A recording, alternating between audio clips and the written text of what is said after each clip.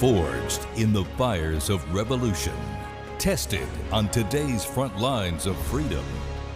Before there was a nation, there was the United States Army.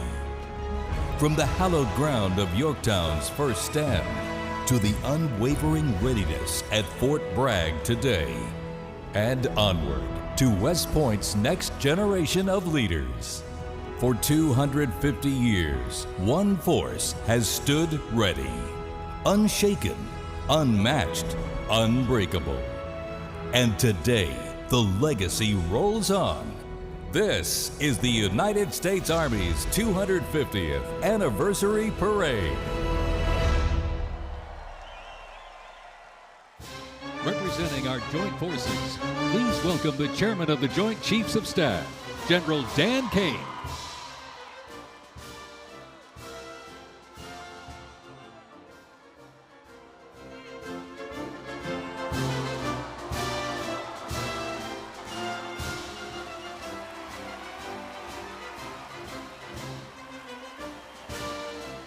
Joining us, the Secretary of the Army. Please welcome the Honorable Daniel P. Driscoll.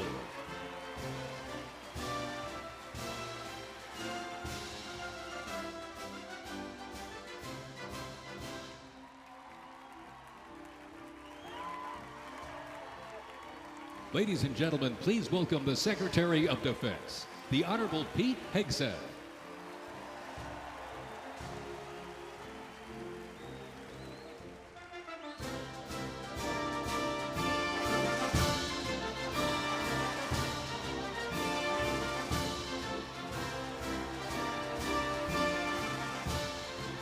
Ladies and gentlemen, the Vice President of the United States, J.D. Vance, accompanied by the Second Lady of the United States, Usha Vance, and their 3 children.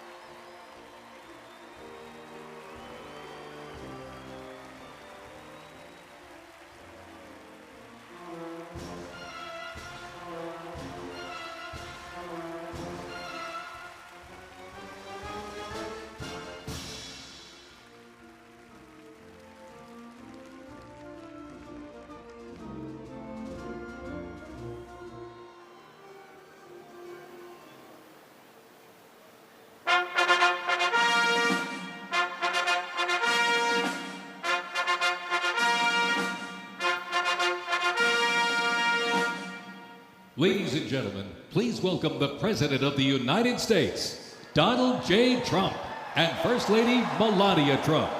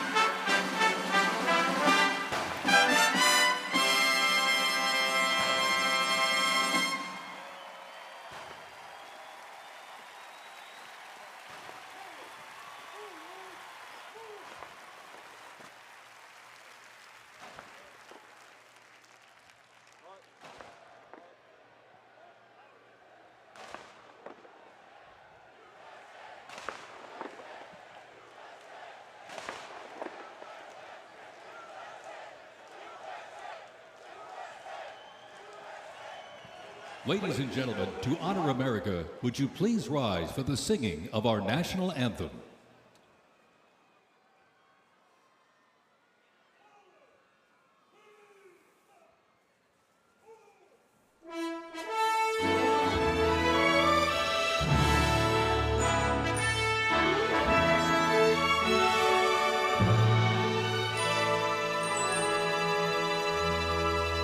Oh, say, can you see by the dawn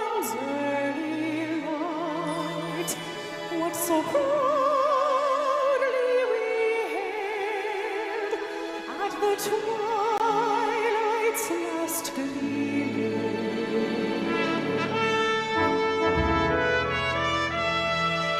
whose broad stripes and bright stars through the perilous fight we watched were so gallantly streaming.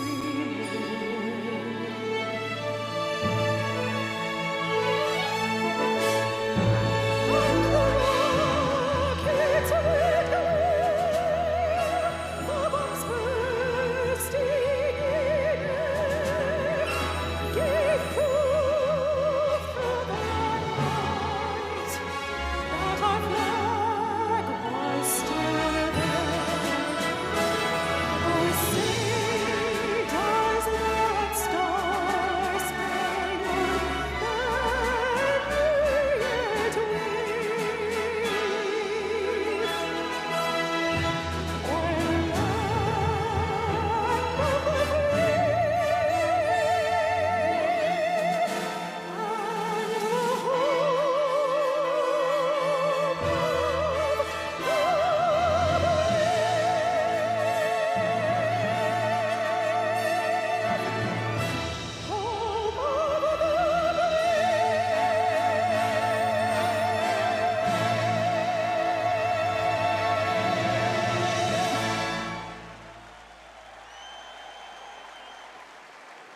the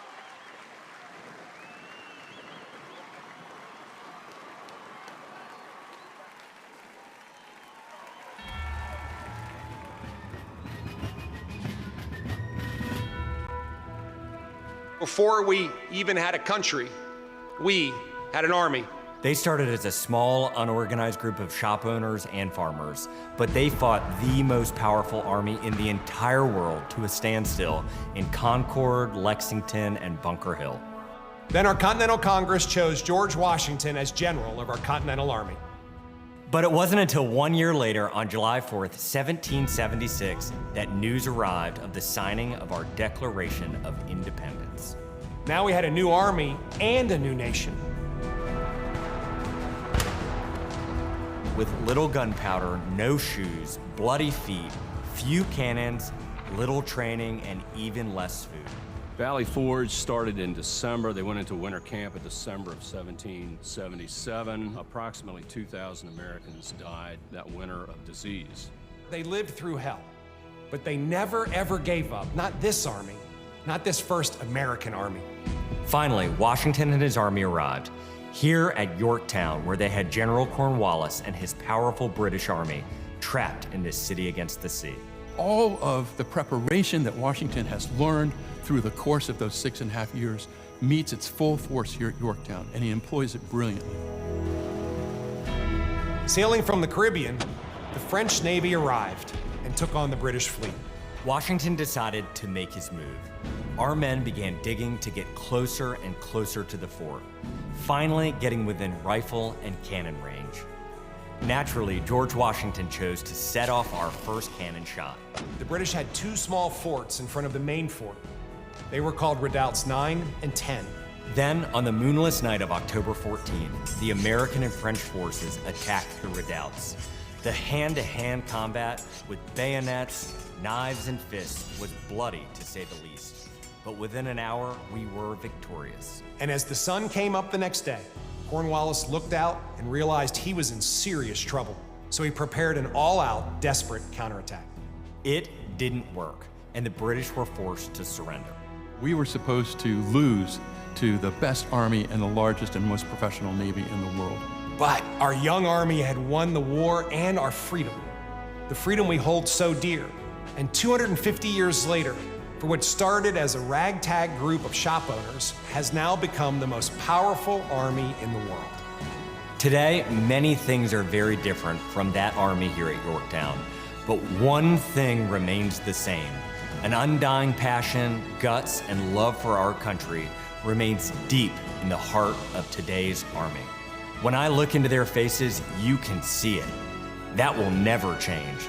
God bless the United States Army, and God bless the United States of America.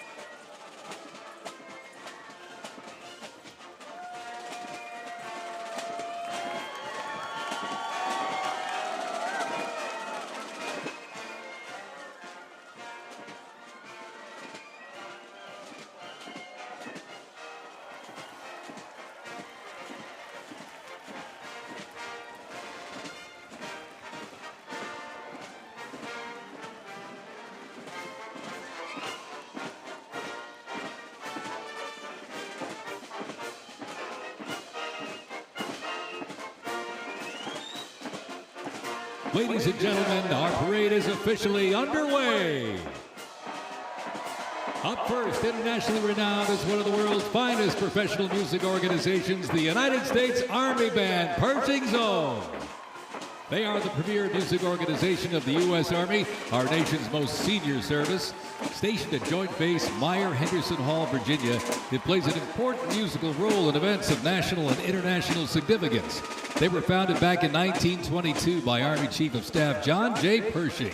They're led today by Colonel Bruce R. Pulver and Drum Major Rob Moore.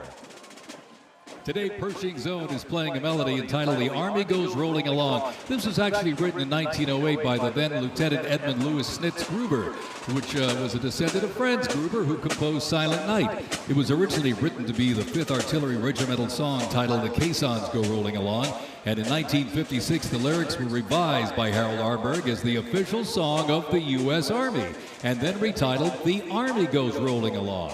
Pershing Zone carries on its century-old legacy, playing a march that brings pride to every soldier, the Army Song. The 3rd Infantry Regiment is the oldest active duty unit in the U.S. Army. Established back in 1784, the unit was dubbed the Old Guard by Major General Winfield Scott during a victory parade in Mexico City after the Mexican War. It is the U.S. Army's official ceremonial unit and presidential escort, conducting year-round tactical training to ensure the highest standards and utmost discipline of its soldiers. The unit routinely represents the U.S. Army and our nation in official ceremonies, major sporting events, and their own, the U.S. Army's own Twilight Tattoo. The Old Guard also maintains 24-hour vigil of the Tomb of the Unknown Soldier, while also conducting funeral services honoring our fallen heroes in Arlington National Cemetery. The regiment's 50 campaign streamer stand is a testament to its long, faithful service to our nation. Ladies and gentlemen, the 3rd Infantry Regiment, the Old Guard.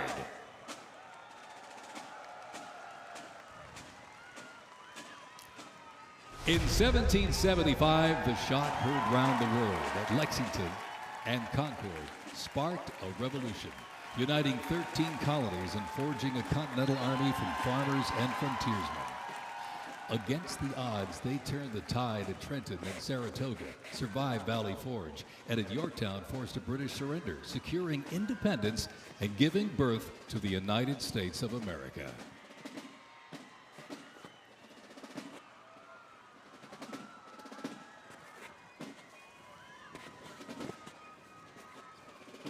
Before radios and field phones, sound was the signal. In the Continental Army, fifes and drums carried commands across the chaos of battle, telling soldiers when to advance, when to retreat, eat, even when to rest. That legacy actually lives on today with the U.S. Army Fife and Drum Corps, part of the 3rd Infantry Regiment known as the Old Guard.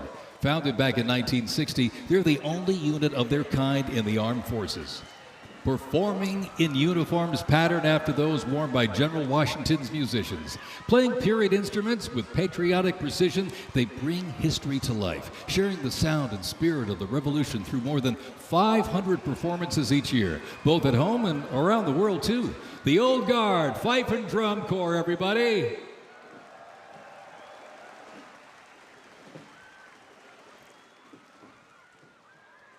And now, from high above, ladies and gentlemen, celebrating 250 years, your United States Army parachute team, the Golden Knights.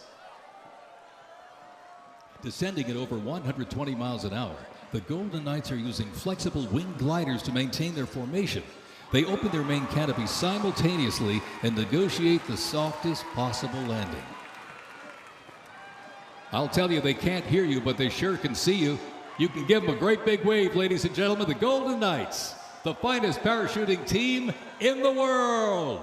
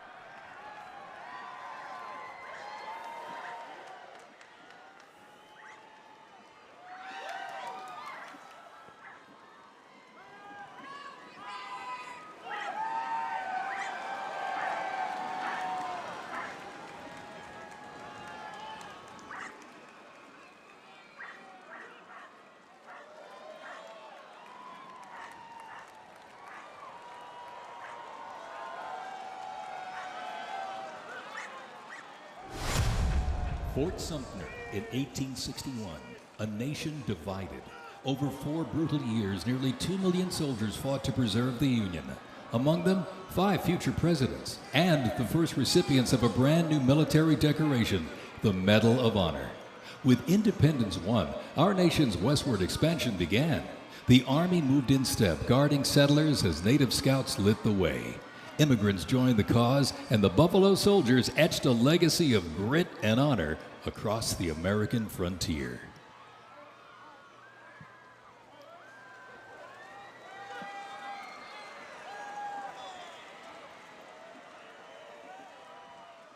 As they march by, a soldier's uniform signals their duty, their role, and their readiness.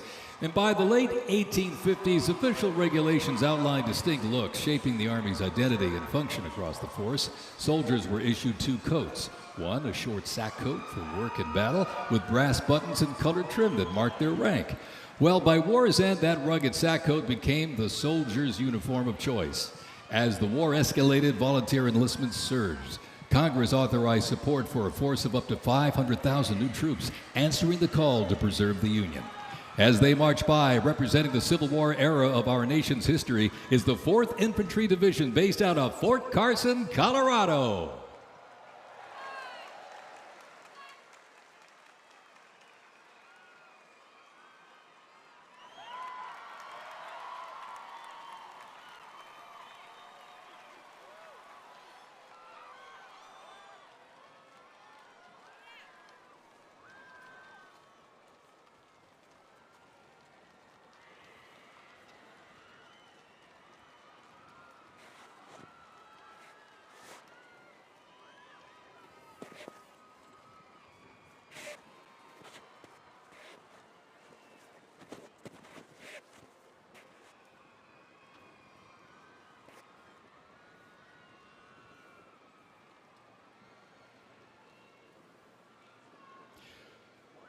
From Court Cavazos, Texas, home of legends, the 1st Cavalry Division rides with pride. Born from the thunder of horse cavalry traditions of the Civil War, the 1st team forged its reputation on the front lines of history.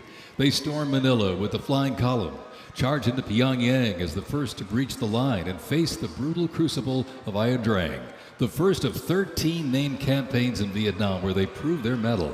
Today, that same warrior spirit lives on. You'll know the name, and you'll know them by their iconic cav hats, elite soldiers, and cutting-edge equipment. Tough, fit, fearless. The 1st Cavalry Division is a lethal, disciplined force that stands ready to fight and win anywhere, anytime, and the legacy rides on. This is the Cav.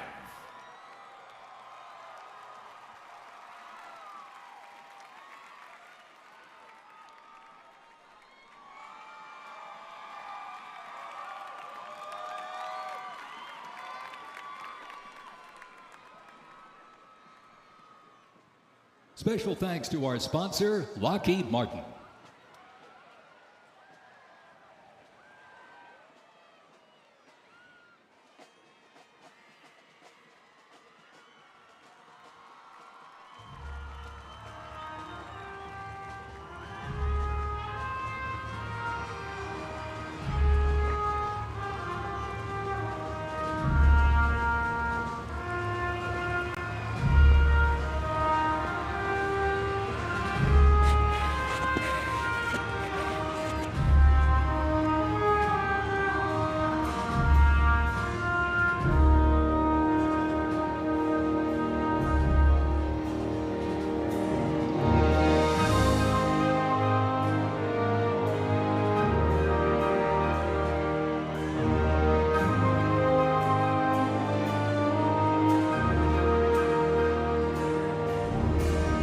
In 1914, years of escalating competition between European alliances culminate in the outbreak of the First World War. The two sides engage in a savage war of attrition, defined by opposing trenches, barbed wire, poison gas, and mass casualties. The United States initially maintained its neutrality, but was eventually drawn into the conflict in 1917. Despite having less than 130,000 soldiers at the beginning, the Army eventually grew to over 4 million, with nearly 2 million soldiers serving in Europe. In 6 months of fighting, nearly 50,000 Americans lost their lives, with another 190,000 wounded. The guns fell silent with the armistice of November 11, 1918.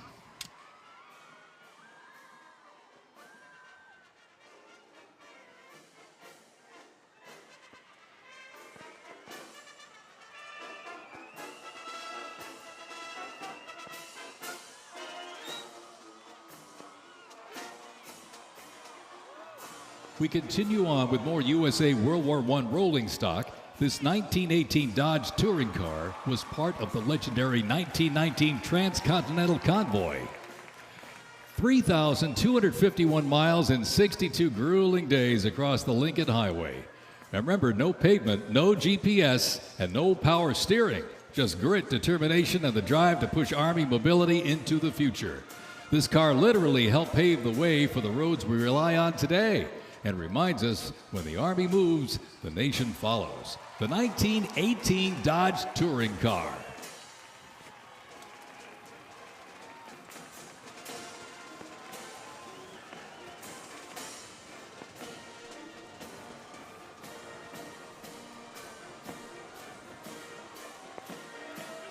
Headquartered in New York, this is the 42nd Infantry Division Band.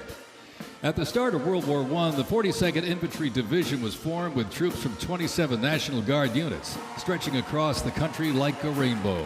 Composed of skilled musicians from all walks of life and professional occupations, they perform a variety of musical genres. Though their mission is primarily a musical one, the members were ordered into active federal service back in 2004 in support of Operation Iraqi Freedom 3. The band has also served in support of numerous state active duty missions, including cleanup efforts following Hurricane Sandy, distribution support during COVID-19, and recently, support for New York State Corrections.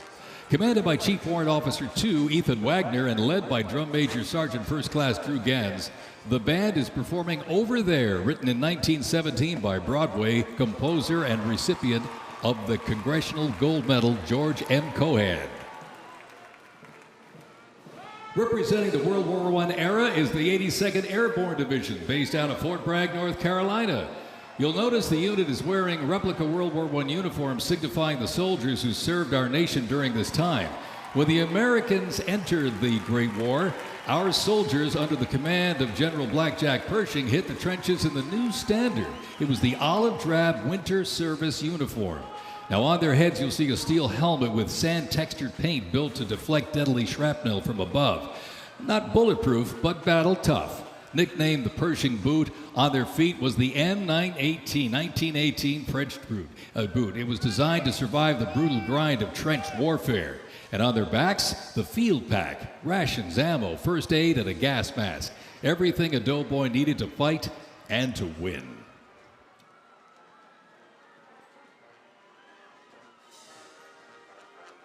Incidentally, the 42nd Infantry Division was deployed to heavy combat abroad and then deployed again in World War II, ultimately liberating the Dachau concentration camp. The 42nd responded to the terrorist attacks on 9/11. Later, with the war on terrorism, the rainbow stretched across the world again, deploying in Iraq and Afghanistan.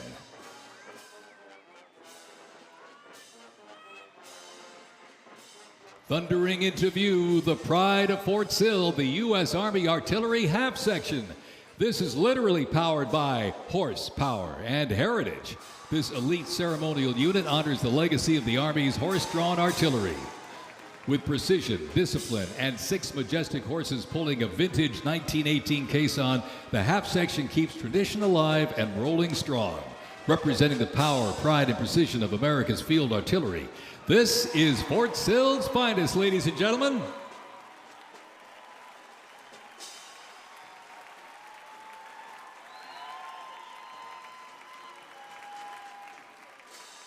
Special thanks to our sponsor, Form Energy.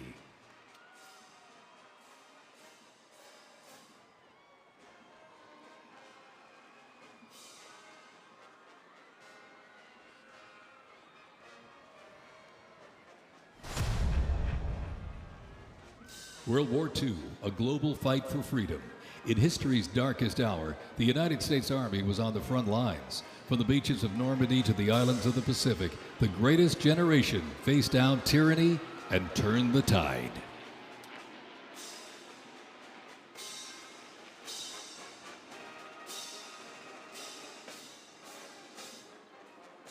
From bombers to fighters to transports, U.S. Army aircraft started to thunder across the skies in World War II. And take a look up there, ladies and gentlemen.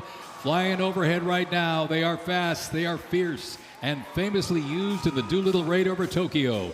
Leading up front, the mighty B-25 Mitchell. Up next, the Cadillac of the sky, the P-51 Mustang. From the sky, we're back down on the ground. In World War II, one vehicle led the charge, the legendary quarter-ton 4x4 command recon vehicle, the Jeep. You might have a Jeep in your driveway, but not like this. The U.S. Army truck quarter-ton 4x4 command reconnaissance, better known as the Jeep, was an iconic vehicle of World War II and was the world's first mass-produced four-wheel drive vehicle. The Army used the Jeep for almost every military activity, including command vehicles, scout cars, and medical ambulances. Fast, rugged, the Jeep became a symbol of American ingenuity.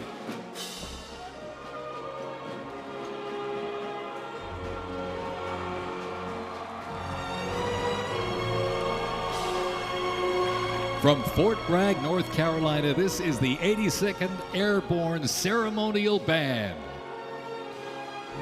The 82nd received the nickname All-Americans after a contest as it represented the diverse origins of its members from every state. This name remains today symbolized by their iconic AA patch. Fort Bragg's finest, ladies and gentlemen.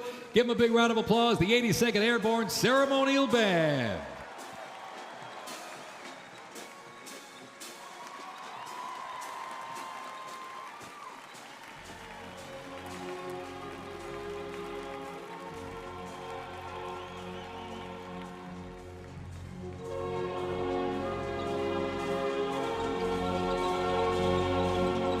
In a global fight like World War II, the U.S. Army knew our troops needed more than courage.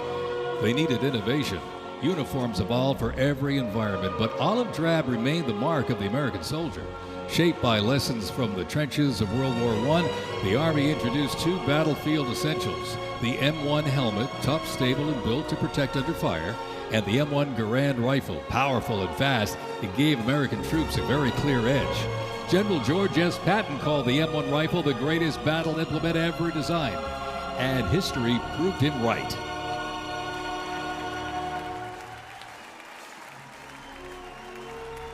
The 82nd Airborne Division. The unit is best known for their bravery on D-Day, when 12,000 parachute and glider troops destroyed German supply lines after fighting for 33 days straight.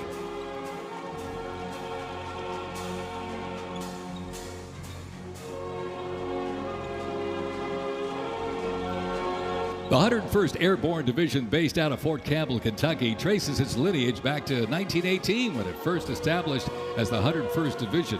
Known for their ability to rapidly deploy across the world, the unit has held a crucial role in operations since its inception.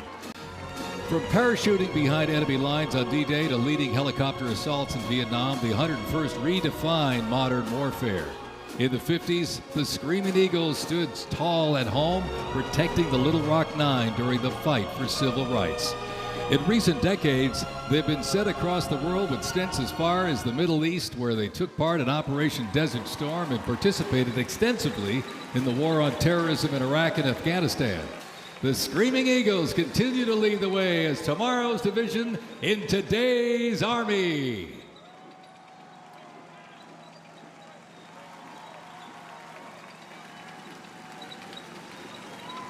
The iconic Sherman tank is here, ladies and gentlemen. It was the cornerstone of the U.S. Armed Forces, showing its military might in World War II. It became one of the most influential tank designs of the 20th century. The M4 tank was nicknamed the Sherman tank after Civil War General William Tecumseh Sherman. Actually, he was named by the British. With almost 50,000 produced during World War II, the Sherman tank was in active service until 1957. In World War II, the M16 half-track was a force to be reckoned with. It was a self-propelled anti-aircraft weapon with speed, firepower, and grit. Nicknamed the Meat Chopper, its quad 50 caliber mount could unleash 2,300 rounds a minute. Quite devastating. It served through Korea, Vietnam, and beyond, and remains in use in U.S. allies to this day. The M16 half-track brings the fight wherever it rolls.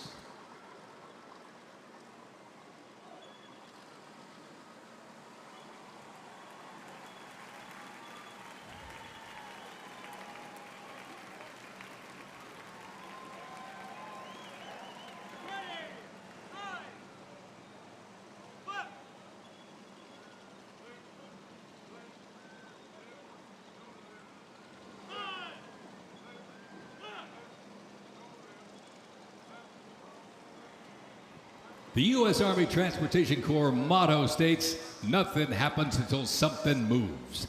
That was never more true than with this. Look at this, the 2.5-ton Chevrolet Deuce and a Half. It can move up to 10,000 pounds of cargo and was the backbone of the Red Ball Express that kept the Allies supplied after D-Day in World War II.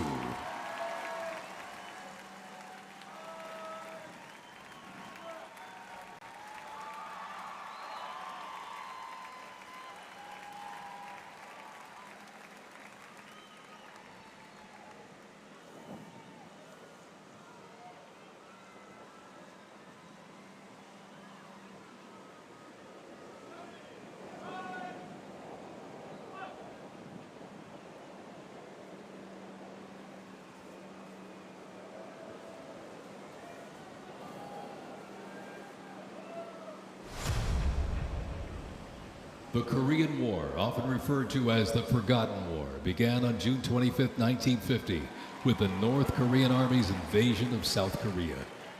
A coalition of South Korea, the United States, and other United Nations members defeated the invasion and advanced into North Korea. The coalition fought and defeated two Chinese offensives in the spring of 1951. Armistice negotiations began shortly after that defeat in July of 1951 until the armistice was signed 2 years later in 1953. Combat consisted of small attacks, raids, and patrolling. During this war, the United States deployed approximately 6.8 million military forces to the Korean Peninsula.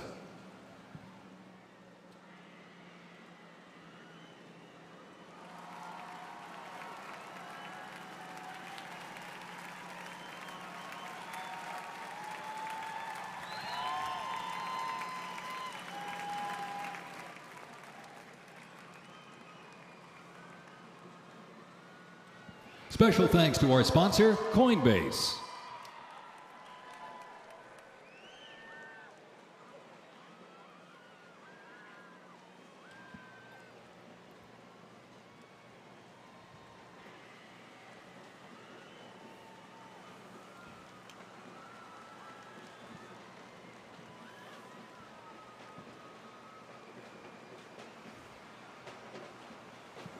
The M151 kept rolling along as the lightweight, high-mobility general-purpose vehicle replacing the famed World War II Jeep back in 1961.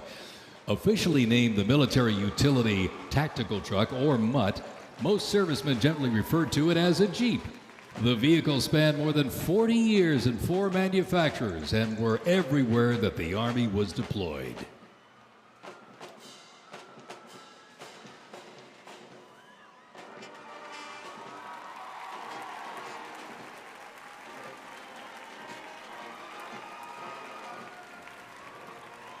Another rolled by earlier, and at 2.5 tons, this deuce and a half, the M35A2 classic military transport truck was a mainstay of the U.S. Army for decades, particularly during the Vietnam War and Operation Iraqi Freedom.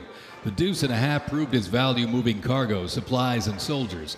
Its capabilities include up to 5,000 pounds off-road and 10,000 pounds on-road, making it ideal for moving just about anything. In the jungles of Vietnam, the U.S. Army faced a new kind of war. Helicopters became the new workhorses of battle, delivering troops, firepower, and supplies into some of the most unforgiving terrain on Earth. This is the U.S. Army in Vietnam, the era of air mobility, fierce firefights, and unwavering brotherhood.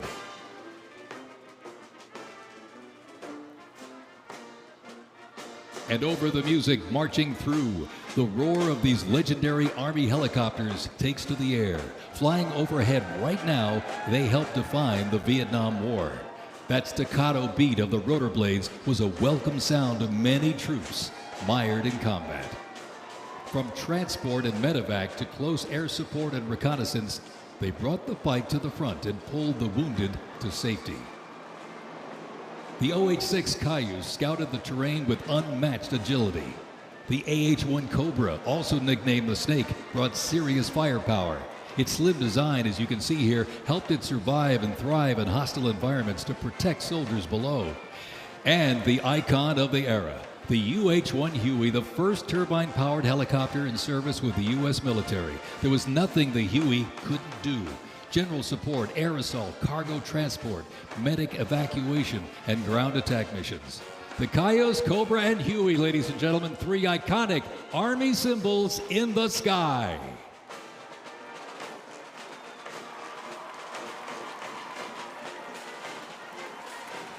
The 1st Cavalry Division Band, based out of Fort Cavazos, Texas, has played a vital role in U.S. military history. Since its origins back in 1855 as the band of the 2nd Cavalry, it has supported operations from the Civil War to Desert Storm. Over time, it's evolved into a powerful force using music to strengthen bonds between soldiers and engage with communities. From World War II in Korea to the Vietnam War in Bosnia, the 1st Teen Band has enhanced morale and upheld the division's enduring legacy. Today, the band continues its mission using music to shape perceptions, foster trust, and promote national Army and division interests. Standing ready to serve, it remains an enduring symbol of the 1st Cavalry Division's legacy and commitment to duty. The band performs Hit the Leather and Ride, a march composed by Captain Robert Meredith Wilson. This piece reflects the cavalry's transition from horses to mechanized warfare, capturing the speed, the resilience, and the tradition of the division. From Fort Cavazos, Texas, everybody, the 1st Cavalry Division Band.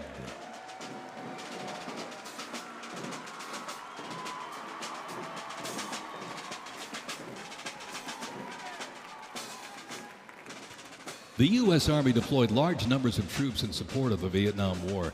The first contingent of U.S. Army advisors arrived in Vietnam in the late 1950s, and that quickly grew to a small team of around 100 soldiers, which then expanded to more than 600 over the next decade. As the war intensified, troops' numbers quickly grew as the war between the South Vietnamese government and the communist insurgents supported by North Vietnam intensified. By January 1969, more than 364,200 soldiers organized around 7 divisions and 20 separate combat brigades. The United States began withdrawing its forces in July of 1969, and the last Army combat unit left South Vietnam in August of '71. The last U.S. combat soldier came home March 1973, while a small number of non-combat personnel remained until April 1975.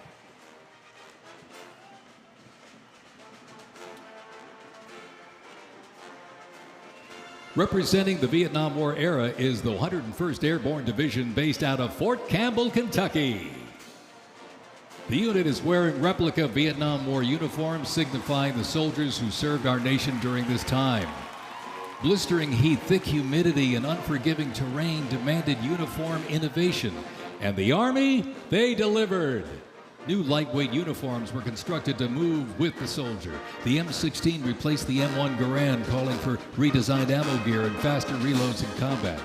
Body armor got smarter, jackets and trousers got lighter, and field equipment was reimagined to meet the mission head-on. Gone were the heavy Mickey Mouse boots, replaced by canvas tropical combat boots that offered better grip, faster drying, and all-day endurance.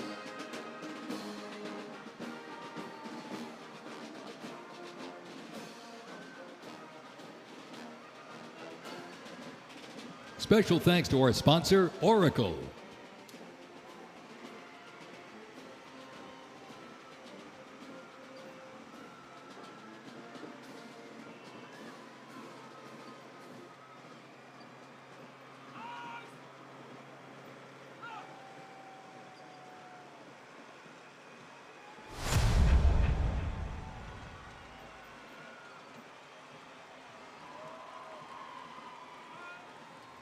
When Saddam Hussein's Iraq invaded Kuwait in August 1990, the U.S. Army deployed to Saudi Arabia to deter further Iraqi aggression in the region for what was known as Operation Desert Shield.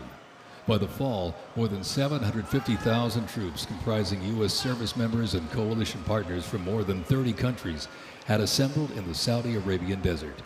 In mid-January 1991, the U.S.-led coalition began Operation Desert Storm, which kicked off with an intensive air campaign designed to knock out key Iraqi infrastructure and weaken Iraqi forces. The ground offensive was launched in early 1991, where military forces overwhelmingly destroyed enemy tanks and vehicles. After only 100 hours of ground combat, coalition troops liberated Kuwait, and the Gulf War ended with Iraq's surrender.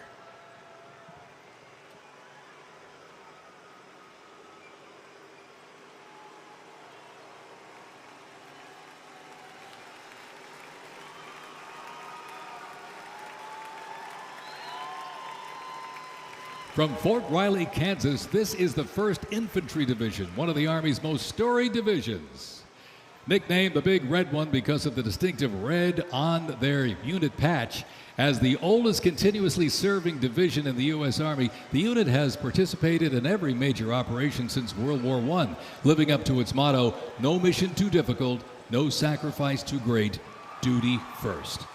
The 1st Infantry Division was originally established as the 1st Expeditionary Division in 1917 and spearheaded the American Expeditionary Forces in France during World War I. In World War II, the Fighting First stormed Omaha Beach on D-Day and liberated Nazi concentration camps. The highly decorated unit has had 37 members of the Big Red One awarded the Medal of Honor. In Washington, D.C., the 1st Division Monument stands in President's Park, memorializing those who died while serving in the 1st Infantry Division. Ladies and gentlemen, they are the Big Red One, the 1st Infantry Division.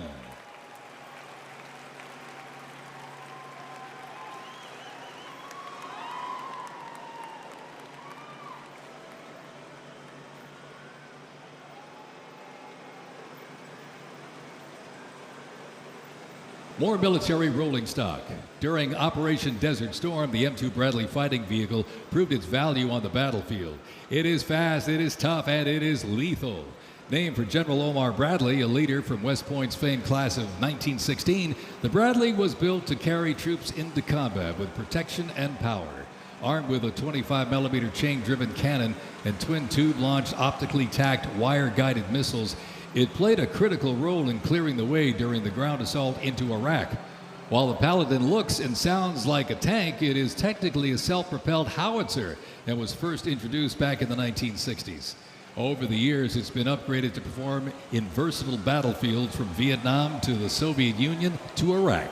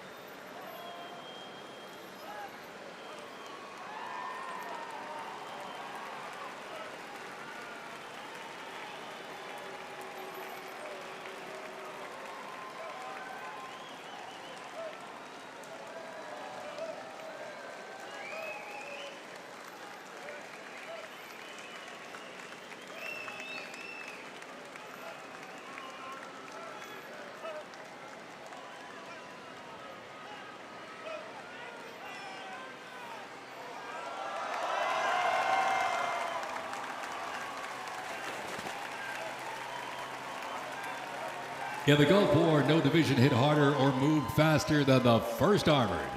The 1st Armored Division, nicknamed Old Ironsides, is the oldest, most recognizable armored division in the United States Army. As part of the buildup for World War II, cavalry and reconnaissance units were brought together to form the 1st Armored Division in 1940. In the Gulf War, no division hit harder or moved faster than the 1st Armored. Old Ironsides really led the way. During Desert Storm, they engaged in some of the largest tank battles in Army history that were decisive victories, shattering enemy formations. Based in Fort Bliss, Texas, America's Tank Division is currently supporting missions in 20 countries across 5 continents. From World War II to today, Old Ironsides remains battle-proven and always ready.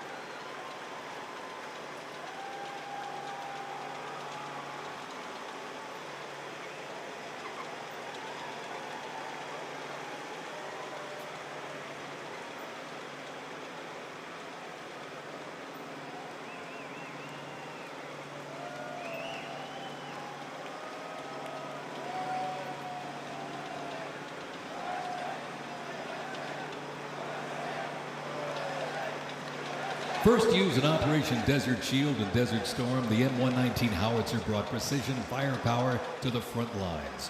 Lighter and more mobile than larger artillery, it was built for the infantry brigade, able to fire high into the air or directly at the target depending on the mission.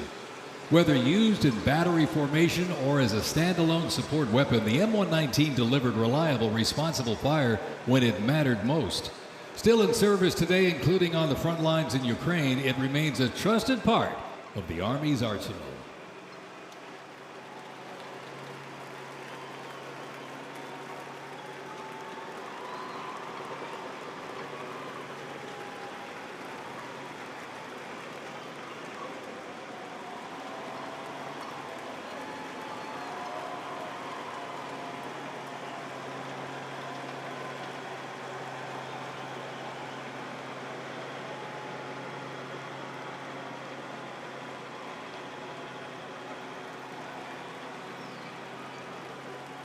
Special thanks to our sponsor, UFC.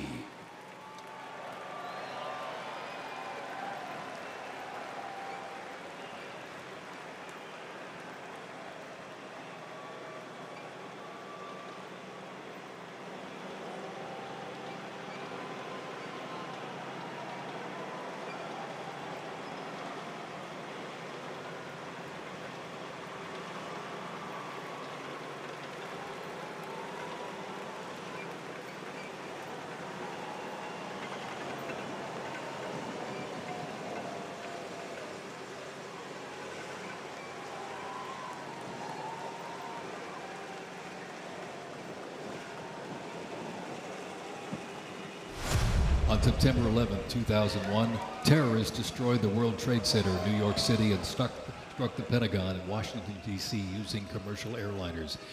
In response, the U.S. launched the global war on terrorism. The U.S. would stop potential threats around the world and take the fight to terrorist groups and the nations that back them.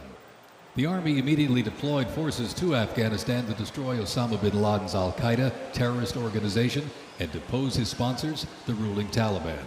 The 2003 President Bush expanded the war to Iraq. Soldiers and other armed services overthrew Iraq's dictator Saddam Hussein.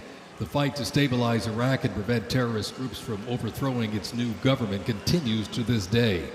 The campaign in Afghanistan lasted until 2021 when U.S. forces withdrew and the Taliban returned to power. Over the course of the two-decade conflict, over 2 million servicemen and women, less than 1% of the American population, deployed in support of the global war on terrorism. Most of those who served were members of the United States Army.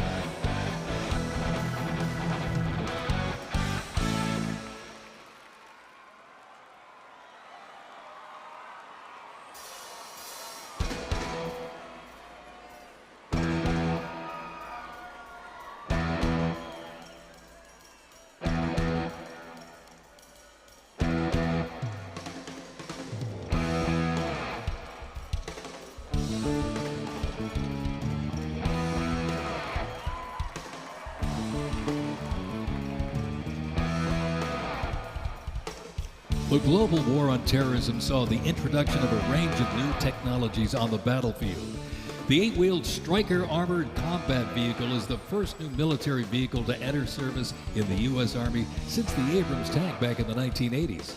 The vehicle was developed to fill a gap in the Army's inventory between a lighter infantry and heavy armored unit.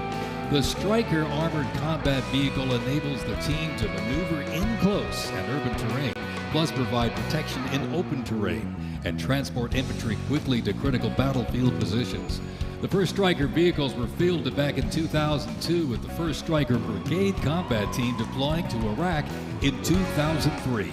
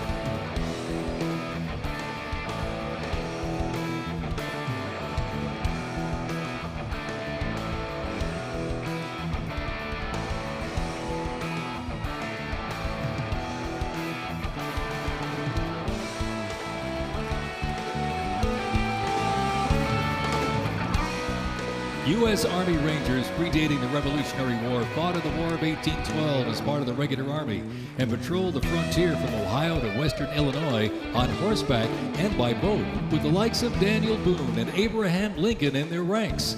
After the 9/11 terrorist attacks, Rangers were called upon to lead the way in the global war on terrorism. As part of the U.S. Army Special Operations Command, the 75th Ranger Regiment, based out of Fort Bragg, North Carolina, represents a lethal, agile, and flexible force capable of conducting many complex joint special operations missions. Today's Rangers Regiment is the Army's premier direct action raid force. It is always combat ready, mentally and physically tough, and prepared to fight our country's adversaries. The U.S. Army Special Operations Command is an elite group of individuals trained to lead and succeed in protecting the country from their threats. Composed of 5 units with unique specialties, Special Operations works in small tactical teams, taking on the most challenging and sensitive missions. Military legends to service members and civilians alike, they take on terrorists through quiet guerrilla war-style missions in foreign countries. Ladies and gentlemen, the U.S. Army's Special Forces.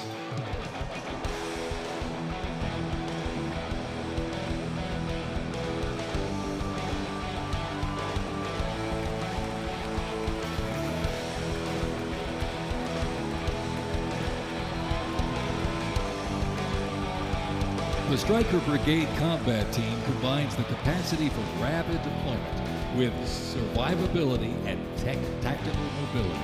Adaptability and continuous transformation to overcome our enemies is vital. Fighting an elusive enemy in distant places and at home requires new tools such as unmanned aerial vehicles for surveillance and the Blue Force Tracker to see real-time details of troop movements. The United States does not face the challenging international environment alone. Our network of allies and partners is an advantage that our adversaries can never hope to match. Over 80 nations have fought alongside the United States or assisted it during the global war on terrorism.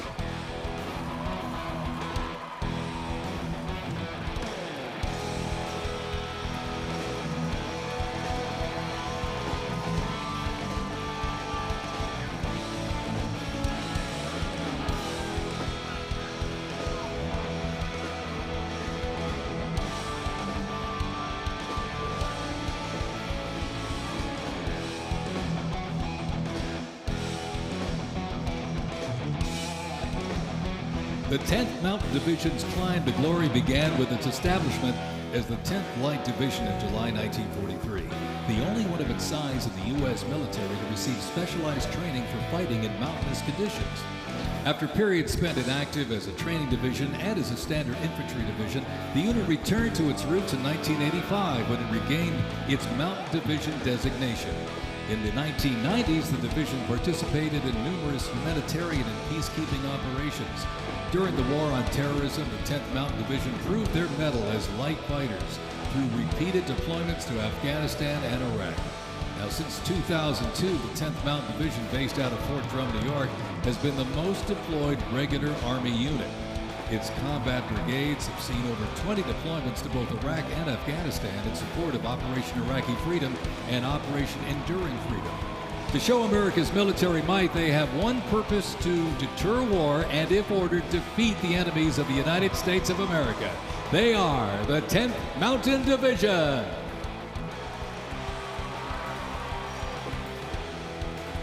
Investments in cutting-edge systems, drone technology, and AI-powered capabilities strengthen the force, equipping soldiers with tools they need to protect the country and defend democracy.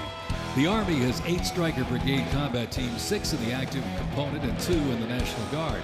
More than 2/3 of the 7,000 servicemen and women who sacrificed their lives fighting the global war on terrorism were part of one of the Army's 3 branches: active duty forces, the Army Reserve, and the Army National Guard. The Army is continuously transforming to deter aggression to ensure our adversaries cannot outrange or outpace us. This transformation is not just about adapting, it's about maintaining dominance, ensuring that America's Army remains unmatched in its speed, flexibility, and ability to support the nation's strategic priorities.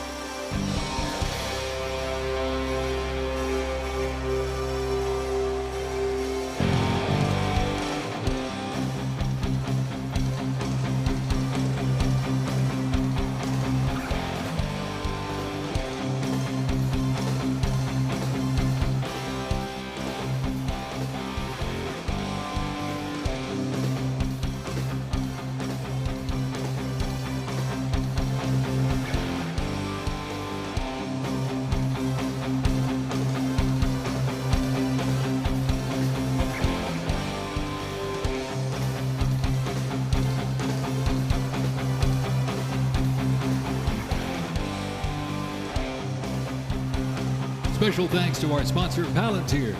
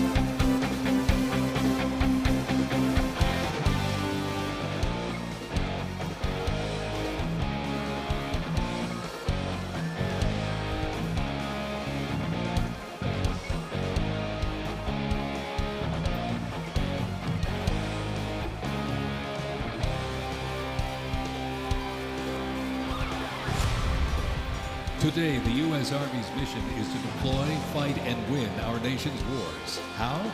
By securing ready, prompt, and sustained land dominance by Army forces across the full spectrum of the conflict as part of the Joint Force.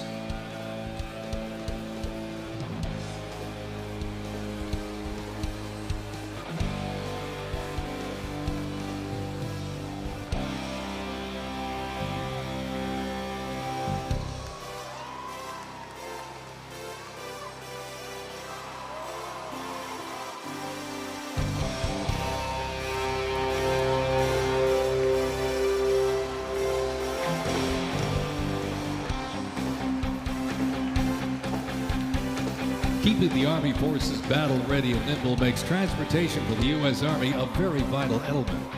Spread across the parade today, numerous fighting vehicles, some designed for very specific functions and others for flexibility, but they all must be maintained. With over 200,000 trucks alone, wheeled vehicle mechanisms ensure that the fleet of vehicles are ready, and these mechanics get the job done.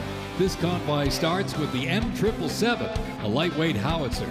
These lightweight howitzers may not look particularly lightweight, but are made from titanium. They are 7,000 pounds lighter than their predecessor, the old M198. Used by the Army since 2005, the M777 is currently being used in Ukraine. Weighing only 4,700 pounds, the M119 howitzer is smaller and is used by infantry brigades, particularly for air assault missions. It was first used in Operation Desert Shield and Desert Storm in 1991 and is also seeing active use in Ukraine.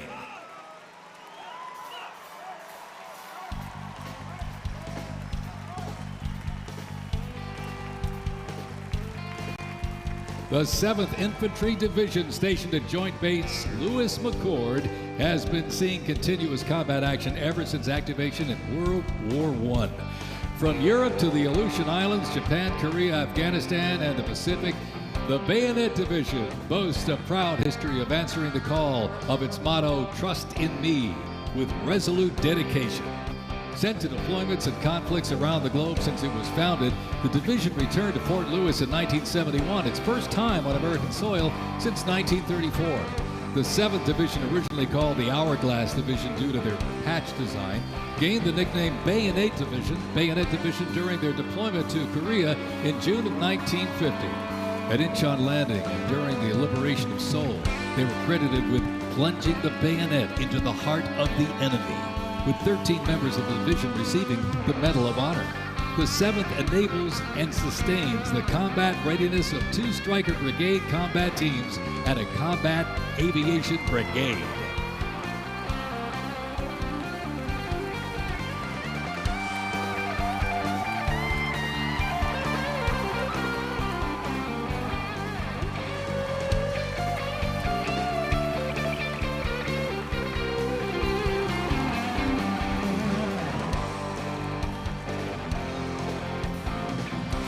With the American soldier, the cornerstone of everything the Army does, we are continuously transforming. Army careers span the spectrum from attorneys to astronauts and mechanics to engineers. The Army's greatest asset is our people, the finest men and women our great nation has to offer, with a myriad of talents that make us stronger. Aside from its people, the Army's next greatest asset is its technology and equipment. Coming up next, these vehicles offer a glimpse of what the Army employs for readiness and battle. The portable howitzers and the portable Abrams tank were used extensively in the Gulf War, along with Bradley tanks and the infantry squad vehicle.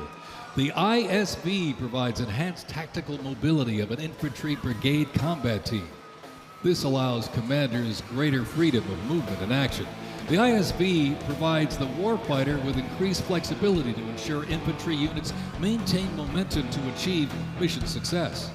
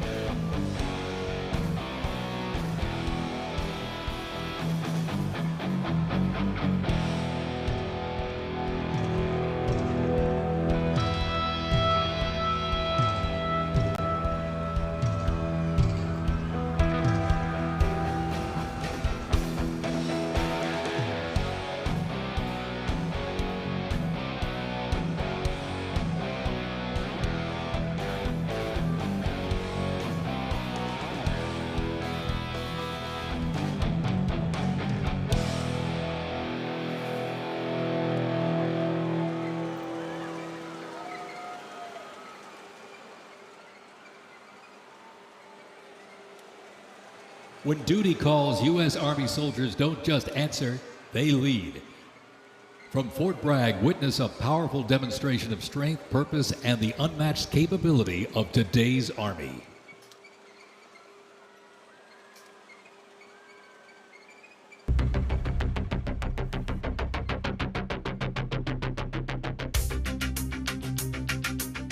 The Army has made me see my potential, and I feel like it's molded me into a better person. I grew up in a very patriotic household. My grandfather, he served in World War II, and his brother, my uncle, served in Vietnam. I can do this. If they can do this, I can do this.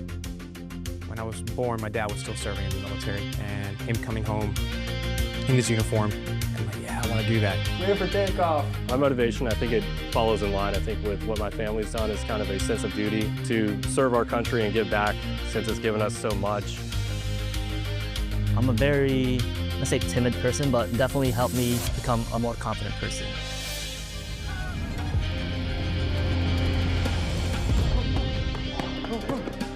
Working with a group and my peers, it really shows how much working with a team can strengthen you. All right, ready to go? Ready to go. I derive a lot of purpose from serving others. I think serving something bigger than myself gets me out of bed every day. If you power it up, you power it up.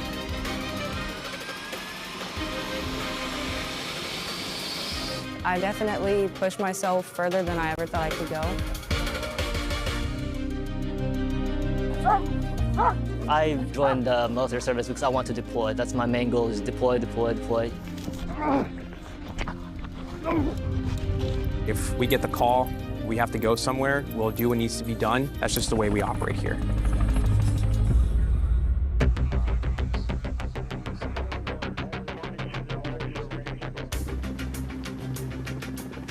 This is one of the few jobs in the nation where we all take an oath to say, I'm willing to put my life on the line for you, and they're willing to put their life on the line for me.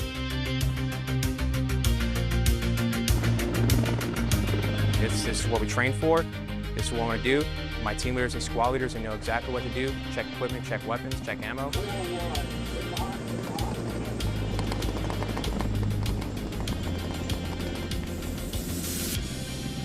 We're always ready to deploy within 18 hours and handle the mission that's us.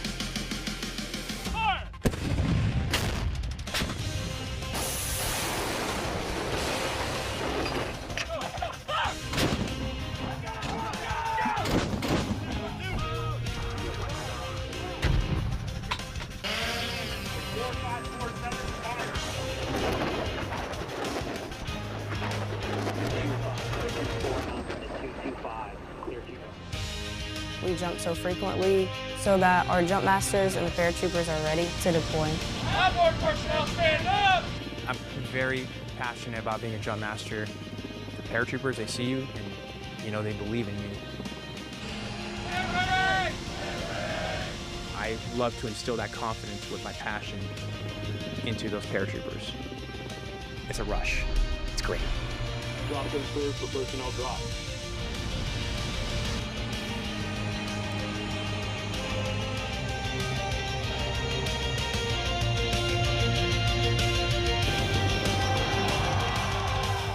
This week we honor 250 years of valor and glory and triumph by the greatest fighting force ever to walk the face of the earth, the United States Army. For 2.5 centuries, our soldiers have marched into the raging fires of battle and obliterated America's enemies. I love the Army. It is a great place to set yourself up for success, to prepare yourself for the future. God bless you, God bless our soldiers, and God bless the U.S. Army.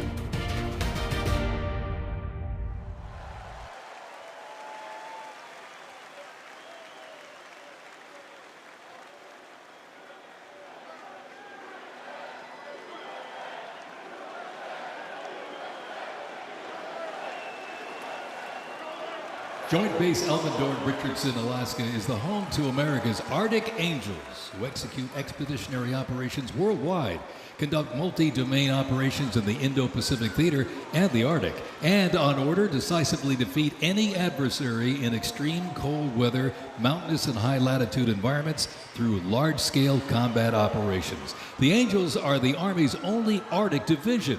Masters of Arctic warfare, the 11th serves worldwide in all climates. Established in November of 1942, the Angels of the 11th Airborne Division led the way in the Philippines during World War II and spearheaded an amphibious invasion of Luzon and distinguished themselves during the liberation of Manila.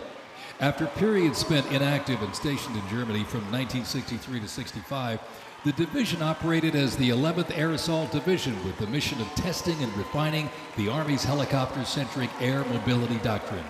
Activated once again in June of 2022, they remain dedicated to defending America's interests throughout the Arctic, in Alaska, and beyond. The 11th Airborne Division, America's Arctic Angels.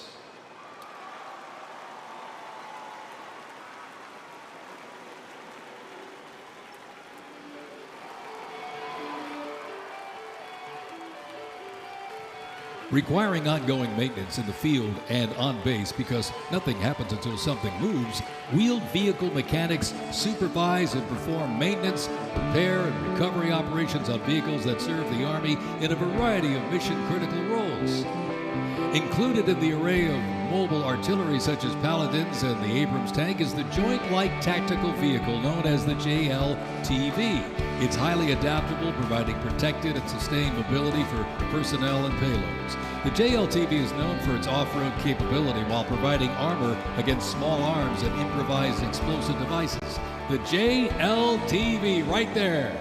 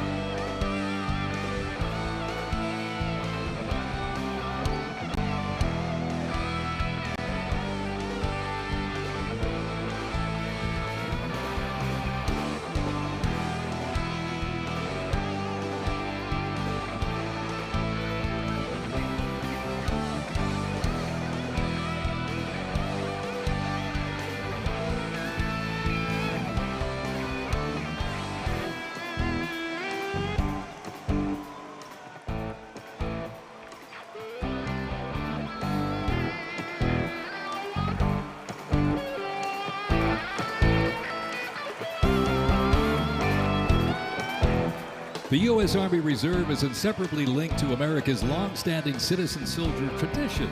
Organizationally, the Reserve's roots lie in the Medical Reserve Corps, established back in 1908 to provide a ready reserve of medical manpower. This organization was folded into the new offices of the Officers Reserve Corps in 1917.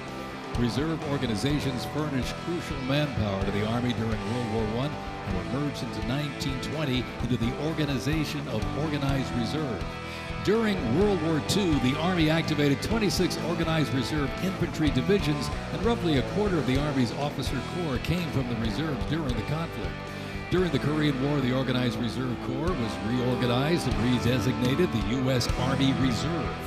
The Army Reserve has since served as a vital source of manpower for the force during times of need, gradually transitioning from a strategic force to an operational force in response to the pressures of the war on terrorism. In the 170,000 Army Reserve soldiers and 11,000 civilians serving their home communities, and when needed, they can quickly mobilize. The Army can't deploy, they can't fight or win without the Army Reserve. They are an important component of Army readiness. Let's have a big hand for the Army Reserve.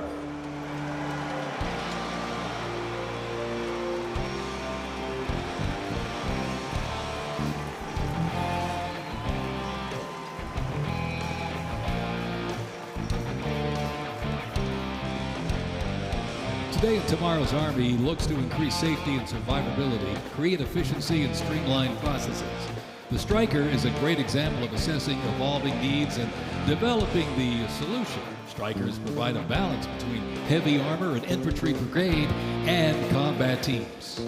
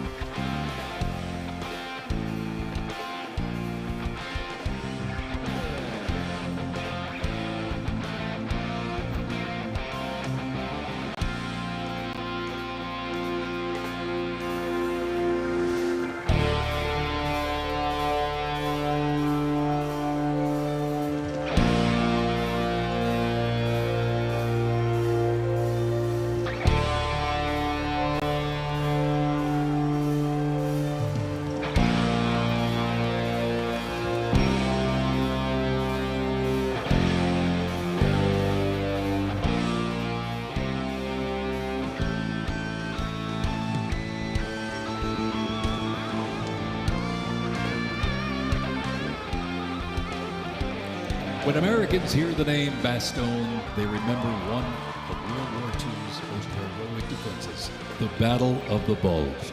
Surrounded by German forces in the frozen forests of Belgium in December 1944, soldiers of the 101st Airborne held the line.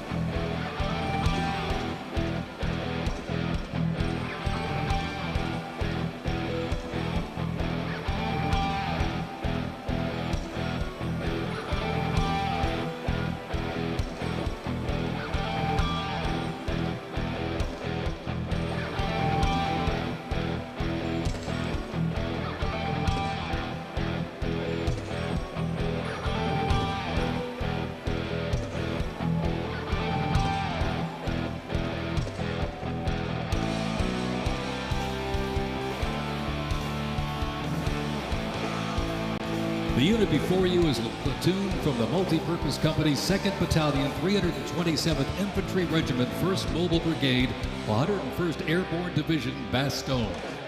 They are showcasing the Army's Transformation in Contact Initiative, a program that allows the Army to rapidly test, evaluate, and equip our soldiers with the newest technologies. Modern, mobile, and mission-ready, the Bastogne Brigade continues to adapt to new threats while staying rooted in the fierce resilience that defined its birth. They are carrying the next-generation squad weapons, the XM7 and XM250, both equipped with the XM157 optic. The vehicles are the infantry squad vehicle, a new mobility asset that can rapidly move through most terrain types. The trailer is the S-MET, and it's capable of carrying heavy loads under its own power through restrictive terrain.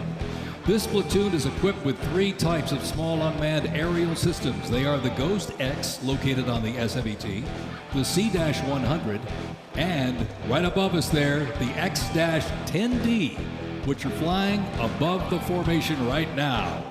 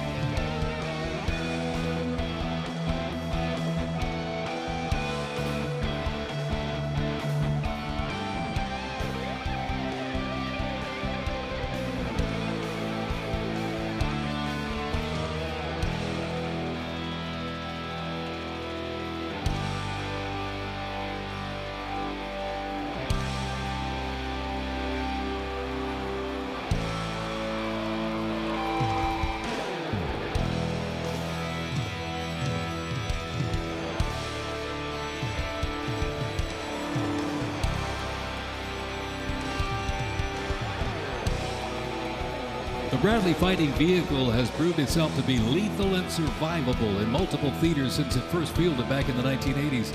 Designed as a troop transport tank killer and to match speed with an Abrams tank, the Bradley is a fierce fighting machine. The Bradley accompanies American troops often with the M1A1 Abrams tank, nicknamed the Beast and Whispering Death because of its firepower, accuracy while moving, and its stealth. Together, they offer mobility and firepower, a fearsome combination.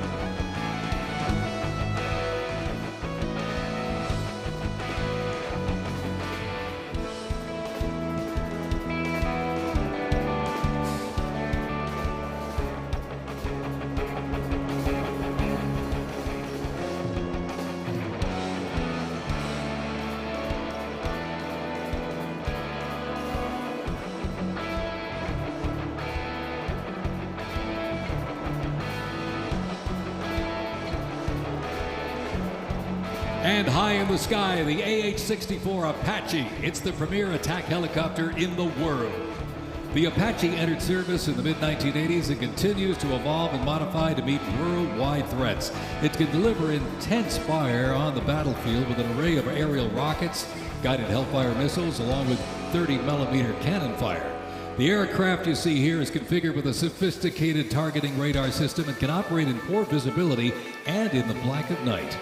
With more than 1,280 aircraft in operation accumulating over 5 million flight hours, 1.3 million of which have been in combat, the AH-64 Apache represents the backbone of the U.S. Army's attack helicopter fleet and a growing number of international defense forces.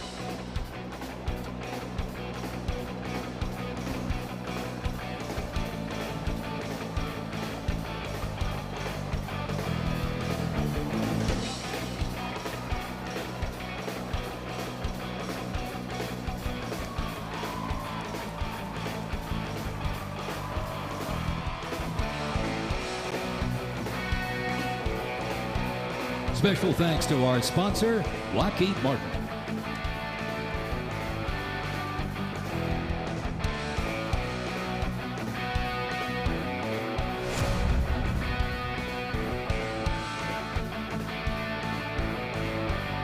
Now, let's roll on to the future of Army readiness. The Army Research Laboratory robot dogs reflect the latest in Army innovation. Look at this. Much like a true canine, these robots can go where soldiers cannot. They have increased mobility, improved tactical awareness, reduced risk to soldiers, and enhanced teamwork. Replacing soldiers, robot dogs can explore terrain that may be difficult for soldiers to traverse, dispose of explosive ordnance, and act in defensive posture or aggressive capacity when armed.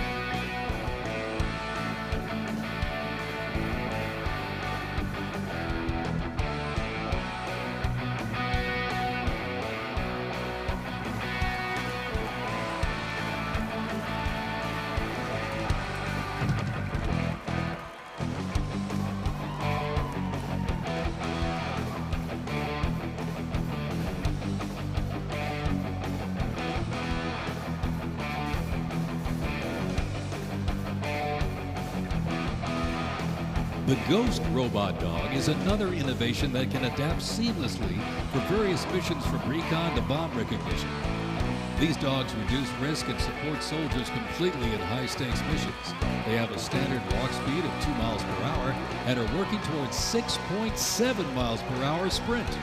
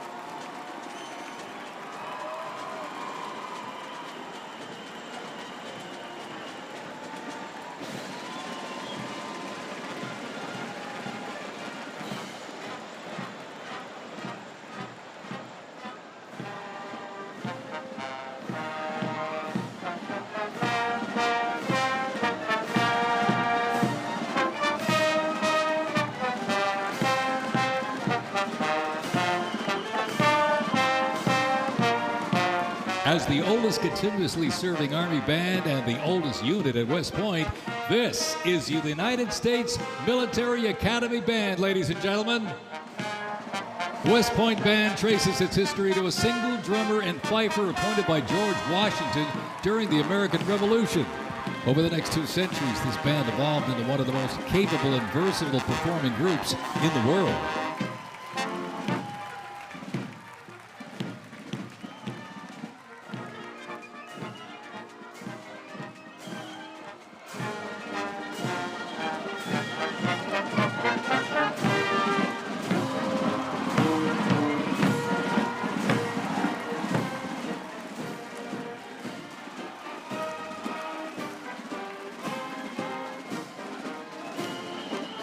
one of the most prestigious institutions in the world where leadership is forged and duty becomes destiny. This is West Point, where Army leaders are made. With the motto of duty, honor, and country, West Point trains the best and brightest to serve their country as Army officers. Founded back in 1802 by President Thomas Jefferson, West Point is the home of the Long Gray Line, a legacy of courage and excellence that includes 77 Medal of Honor recipients, 2 U.S. presidents, Grant and Eisenhower, and numerous generals, including John J. Pershing, Douglas MacArthur, and Norman Schwarzkopf.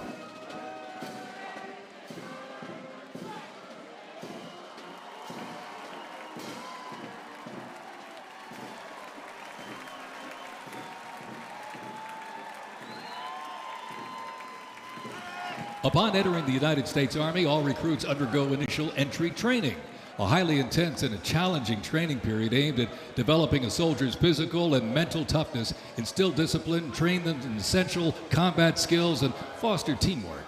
IET transforms civilians into soldiers based on the 7 core Army values: loyalty, duty, respect, selfless service, honor, integrity, and personal courage.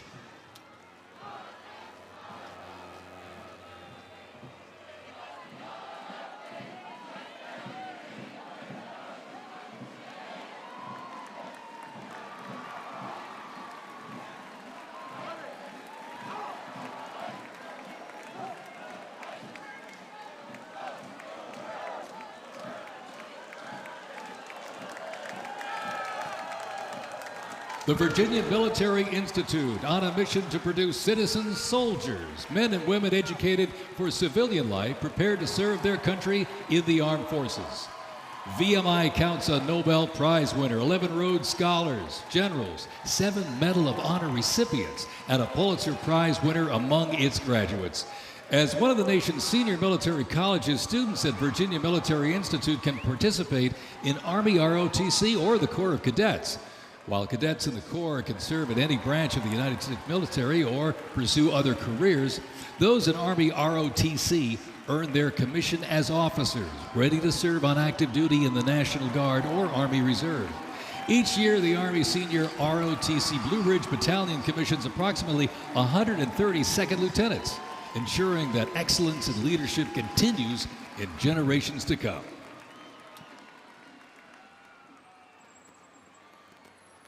The Citadel, the Military College of South Carolina, offers students the opportunity to participate in Army ROTC or the Historic Corps of Cadets.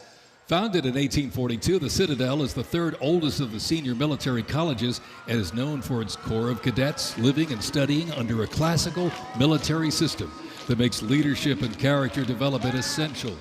While military service is not required at graduation, more than 120 students earn their commission each year through the Army Senior ROTC Palmetto Battalion, playing a vital role in shaping the future.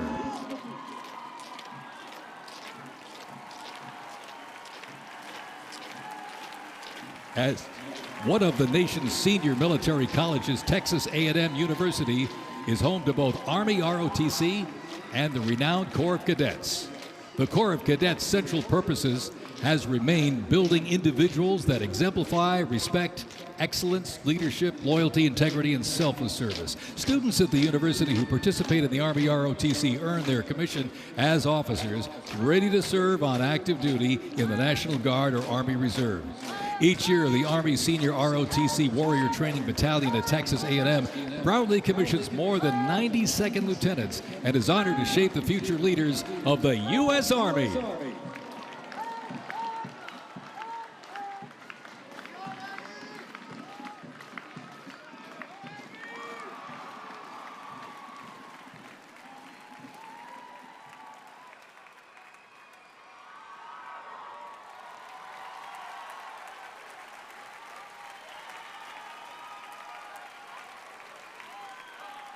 In a powerful display of commitment, these future soldiers will raise their right hand and take an oath of enlistment, pledging to serve our nation. This joint formation is proudly led by the Joint Task Force, National Capital Region, and the Military District of Washington Retention Team.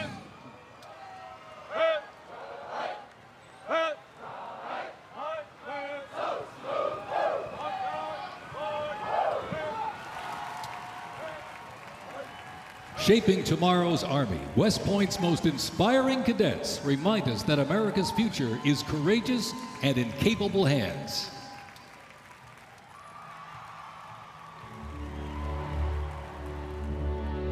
The pride to serve my country knows that I'm doing it not for myself. Every day I put on the uniform, I'm not just representing Caroline Robinson. I'm representing my company here at the Academy. I'm representing West Point. I'm representing the United States Army, and ultimately, I'm representing the United States of America. I really came to West Point because belief in the American dream and giving back to our country. You're a part of something that is much bigger than yourself. You're a part of a tradition of excellence and a legacy that's connected not only to the Academy, but to the American Army. I'm surrounded by people who want to make themselves better and serve our country. Excellence is their baseline, and that to me is what it means to be a West Point cadet. From the earliest days of our nation, this supreme tradition of American military service has been passed down from soldier to soldier and generation to generation, and it's a beautiful thing to watch. My brother preceded me here, and originally I didn't really know what West Point was until he came. But when I saw the mission that they were committed to, of upholding the principles of American democracy and protecting the Constitution, I knew it was somewhere I had to be. Every time that we lived outside of the United States, I always developed this sense of gratitude and pride of being an American, and I wanted to give back to my country what it gave to me. And it wasn't until I zipped up the blouse and I put the belt on for the first time that I realized that I was going to be serving my country, and it felt right. West Point was the place that I needed to be, and more importantly, the Army was where I wanted to be. I just looked to the left and right over basic training and realized that we all had the same American patch on our shoulders, that we're all fighting for the same thing. I mean, there was no better feeling in the world knowing that every single person around you is committed and willing to die for that mission. You came for excellence, you came for duty, you came to serve your country, and you came to show yourselves that you are among the smartest, toughest, strongest, most lethal warriors ever to walk on this planet. What excites me the most about my future in the Army is the opportunity that I'm going to have to give back to the American soldiers that I'm going to be leading. Because ultimately, they don't get to choose. And to me, it's that burden of responsibility to be the best leader. And as a young officer, that's going to be exactly what I get to do. I was the cadet basic training first detail for the first 3 weeks. And I got to see the new cadets come in from their families' homes and being in process on their very first day and watching them grow so quickly. I would do all the formations, and I looked out at these 1,000 new cadets, people who just come out of high school. They were completely different people. I don't think there's another institution in the country like West Point where the student body is so committed to furthering the mission of America and ensuring our democracy and freedom for generations to come. I'm really surrounded by the best of the best, and that's when I realized this is a place that I absolutely want to be. West Point itself is an amazing institution, but it only provides opportunities. The people here have to choose to take those opportunities and grow and lead and serve. And the people here want to do that. And I'm proud to be a part of that. And I would tell any high schooler who is considering it, you won't regret it.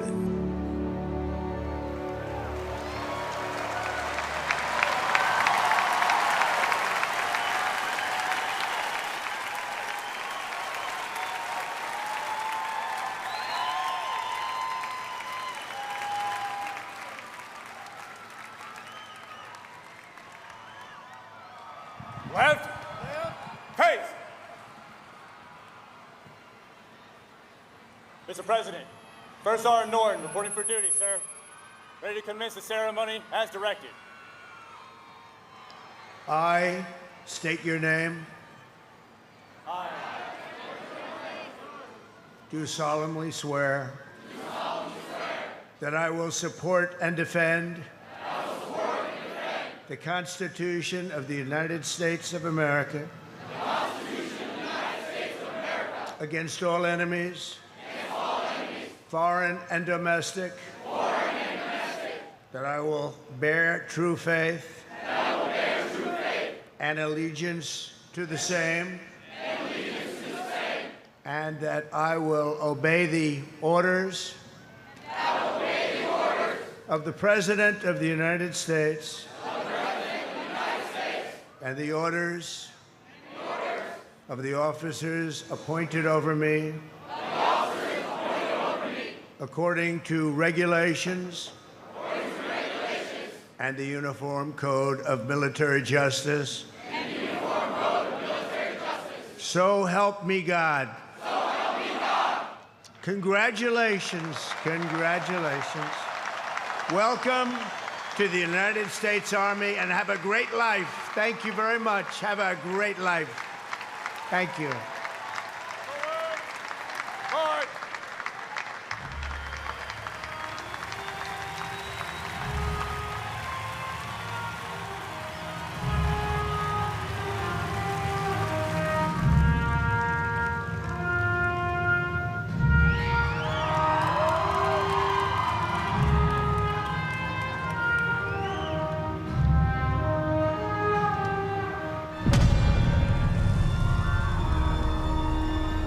Ranger School is the best life insurance policy for our Army. It will always end with two people facing off with each other, and we need young leaders to be able to close with and destroy the enemy and defend our nation's interests forward. Surrender is not a Ranger word. It's not an option. I know that I'm not going to be able to get to do this again. This is my chance. It all starts at the legendary Ranger School, the crucible where these elite warriors are forged. It has been described as the longest approved gut check in the Army. Over 62 days, students will patrol hundreds of miles over mountains and through swamps under the crushing weight of their equipment. All the while, they are deprived of both food and sleep, forced to perform at the very edge of their physical limits. But it's not just the physical challenges that make Ranger School so intense. The mental strain will break these soldiers down to their core. If I have a come-to-God moment, I have to take my PC off my patrol cap, and on the inside of that, my commander gave me a Ranger tab, the yellow and black one that you get during graduation, and I pinned it to the inside of my PC. Ranger School is not for the faint of heart, but for those who are up to the challenge, it is the ultimate proving ground. They already didn't have enough beds for people in our company, and our eyes reminded us that we don't have enough beds because there's not going to be this many people by tomorrow. Just a slight reminder that there's too many of you anyways, and not all of you are going to pass. Rangers, if you don't figure it out, you're about to get another casualty. It's completely different than what people would think Ranger School is like, but you can't put that into words, so it's hard to tell somebody something that you have to experience for yourself. They got a saying, it's called as the tab turns. So Ranger School is continuing to change and to develop, but at the end of the day, it is the same, right? They're always going to put you in scenarios that is going to test your ability to actually make decisions on the ground. As you go through Ranger School, it is a gut check. It's going to check you out. And what's going to get you through it is whether you have it or not. Thousands and thousands of soldiers train all their lives to come here, prepare themselves to come to Ranger School, and only a few hundred leave here every class with the tab. It's not for everyone. I'm not going to leave until I get it, so just buckle down, stop complaining, and just get the job done.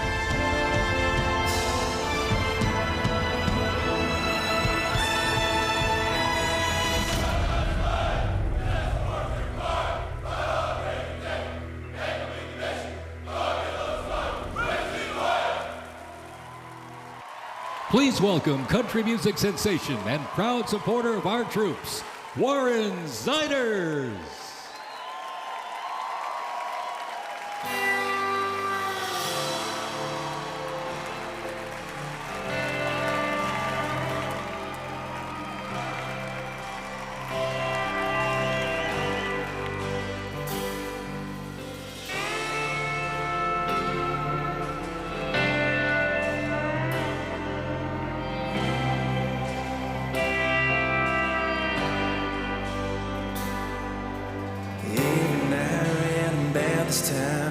Like she knows I'm lonely. Rolls up when a wine's gone like a record on repeat.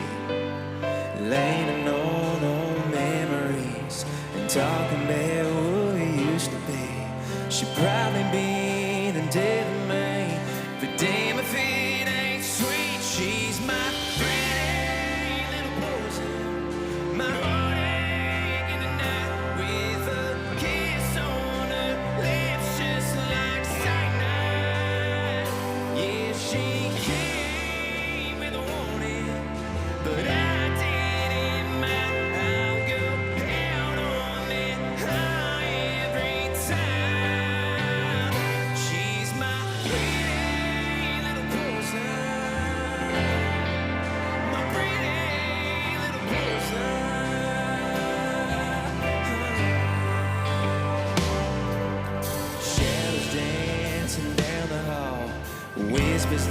she wants me. Try my best not to fall where she falls into me.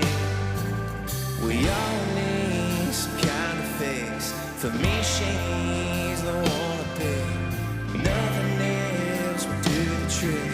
She's all I need. She's my pretty little poison. My heartache in the night with a kiss on her lips, just like cyanide. Yeah, she came with a warning, but I didn't mind. I'll go out on that high every time. She's my pretty little poison. My pretty little poison.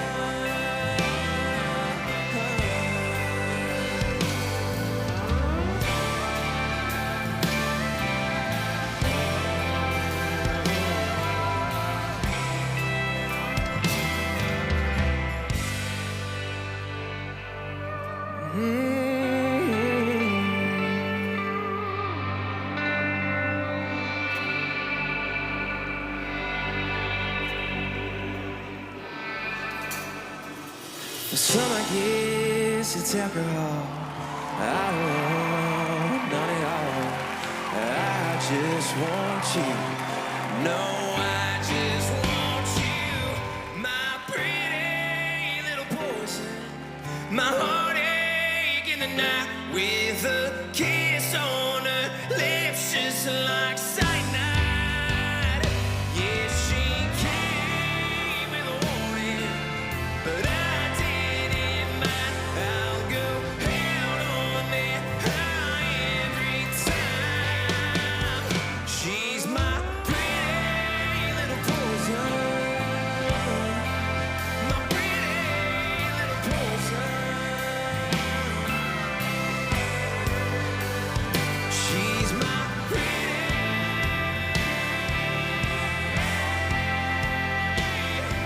little poison.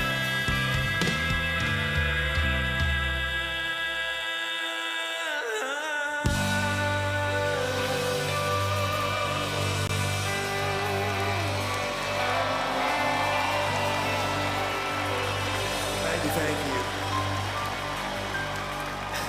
I'm not gonna lie, y'all, I'm nervous, but I would just like to say thank you so much for having me here tonight.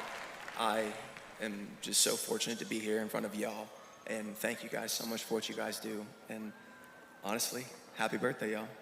Happy birthday.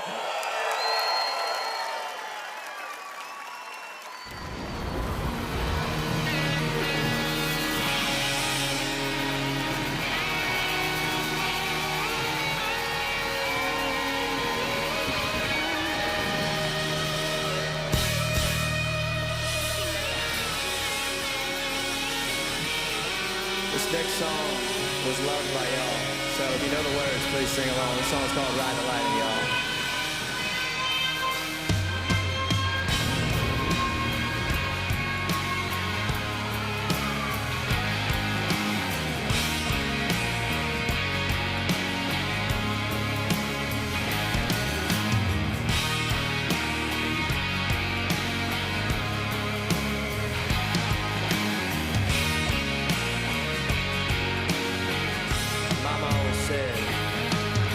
Mama always said I was born on the white side. Yes, she did. One foot in the flames and the other trying to walk the line. Can't say I never saw it coming. I could see the warning signs. Mama always said I was born on the wild side. I guess Mama was right. 'Cause when the clock strikes midnight, gonna ride the lightning, feel the thunder, till the darkness pulls me under. Gonna fly on wings of fire, breathing good, Lord lifts me high. Singing, oh, when they call me on. Singing, oh, when they call me on.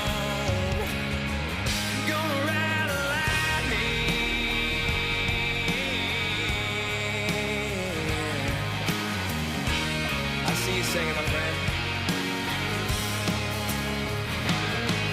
There's a man in a black coat standing at a crossroads with a pen in his hand and a long list of lost souls. They say he flips a coin, fools let a fool's gold. There's a man in a black coat standing at a crossroads. I hope he lets me pass by when I close my eyes. Gonna ride the lightning, feel the thunder till the darkness pulls me under. Gonna fly on wings of fire, breathing good, Lord, lift me high. Singing, oh, when they call me home. Singing, oh, when they call me home. Gonna ride the lightning, ride the lightning, ride the lightning.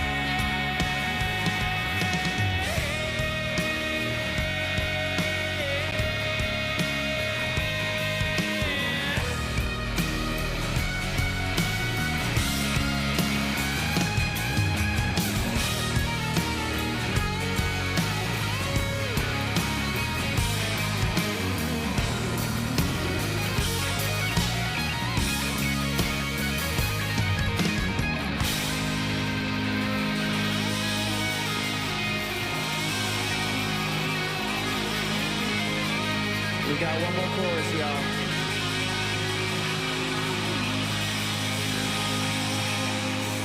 Gonna ride the lightning, feel the thunder till the darkness pulls me under.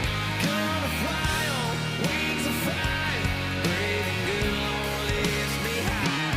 Singing, oh, when they call me home. Singing, oh, when they call me home. Gonna ride the lightning. Gonna ride the lightning.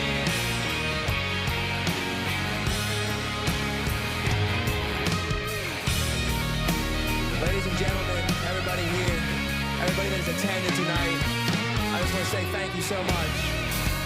And I'll leave y'all with this. I'm more Insiders, y'all. Thanks for having me.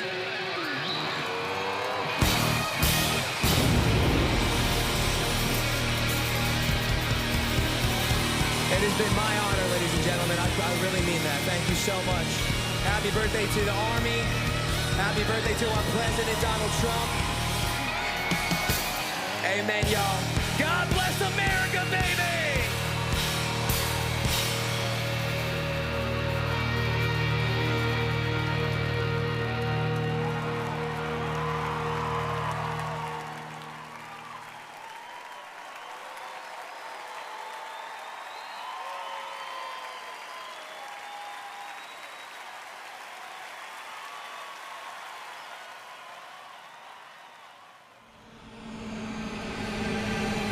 This week we honor 250 years of valor and glory and triumph by the greatest fighting force ever to walk the face of the earth, the United States Army.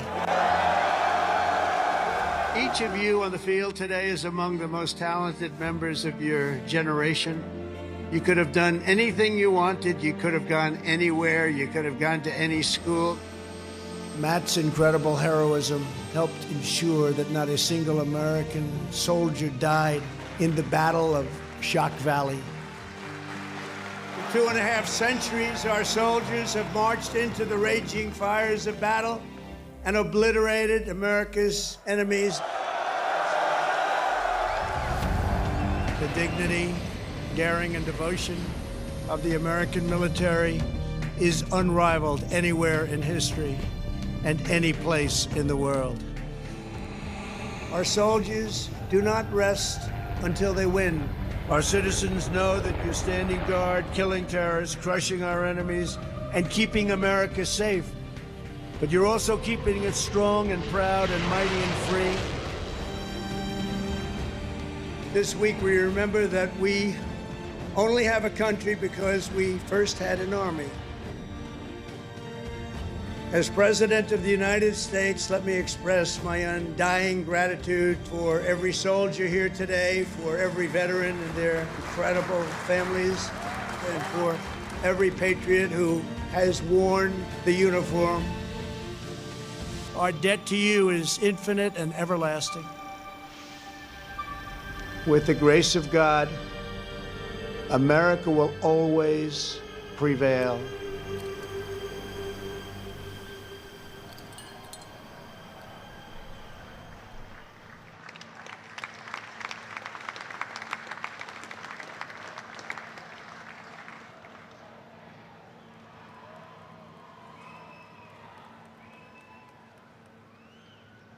Well, let me say to the thousands of Americans who traveled from distant towns and across state lines to be here today, this is your national capital. Welcome to Washington, D.C. We are thrilled to have you.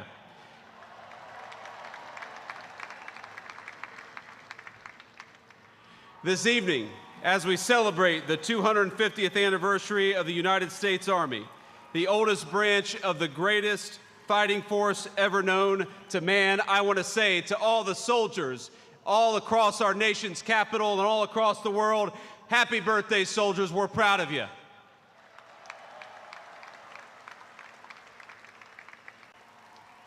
And I want to say you represent an unbroken line of greatness, of excellence. And one of the things the President of the United States has told his entire administration, from the Vice President on down, is that we must remember that the young men and women who put on the uniform and serve this nation are our most precious resource. We must honor them, we must respect them, we must fight for them, and that's exactly what the Trump administration aims to do every single day.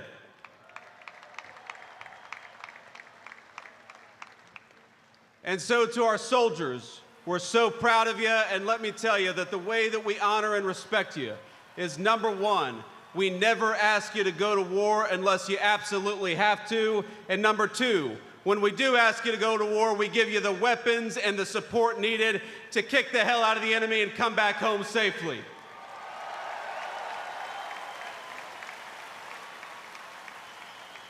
Now, I know I am the last thing standing between the main event, and that is a dangerous place to be with a lot of soldiers in the audience. So let me just say a couple of quick additional thoughts. First of all, June the 14th is, of course, the birthday of the Army. It is, of course, the birthday of the President of the United States, and happy birthday, Mr. President. But I would get in trouble if I didn't mention that it's also my wedding anniversary. And so to my lovely wife, I love you, honey, happy anniversary, and thank you for everything that you do for our country. So without further ado, it is my pleasure to introduce the 45th and 47th Commander-in-Chief of the United States Military, President Donald J. Trump.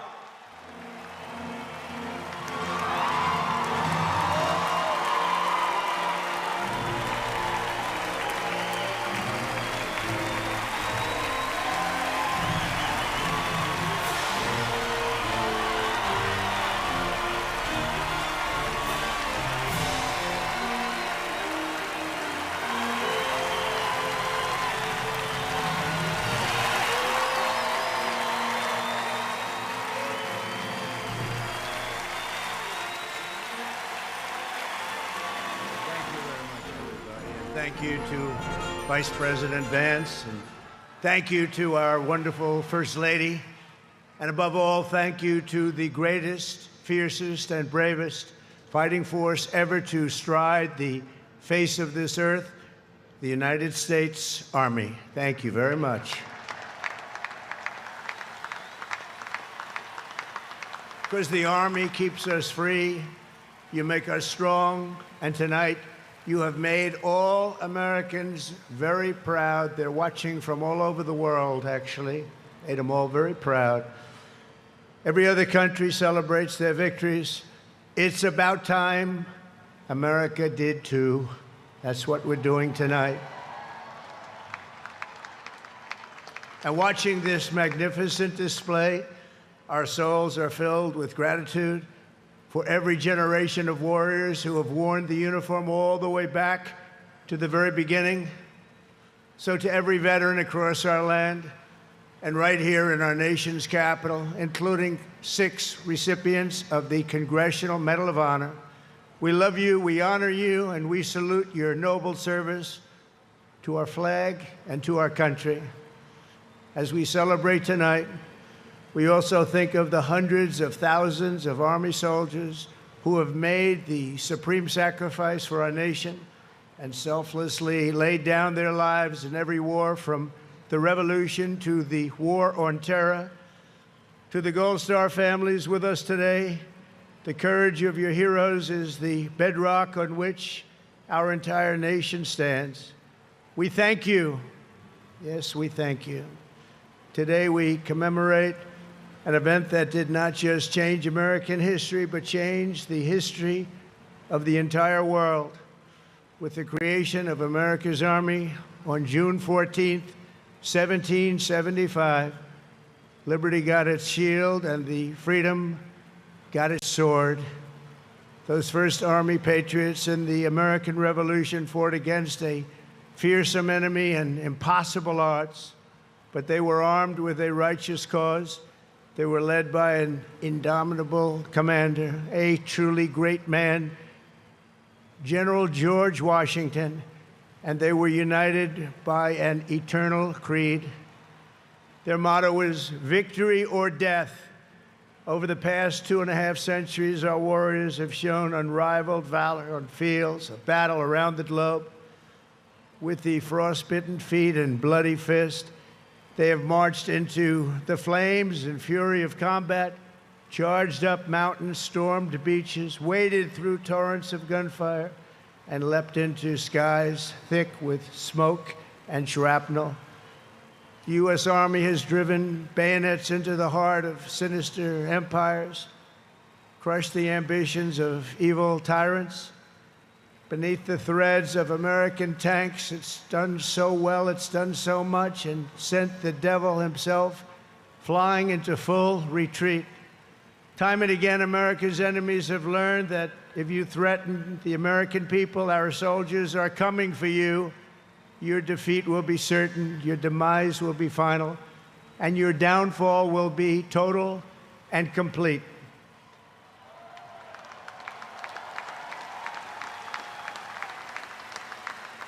Because our soldiers never give up, never surrender, and never, ever quit.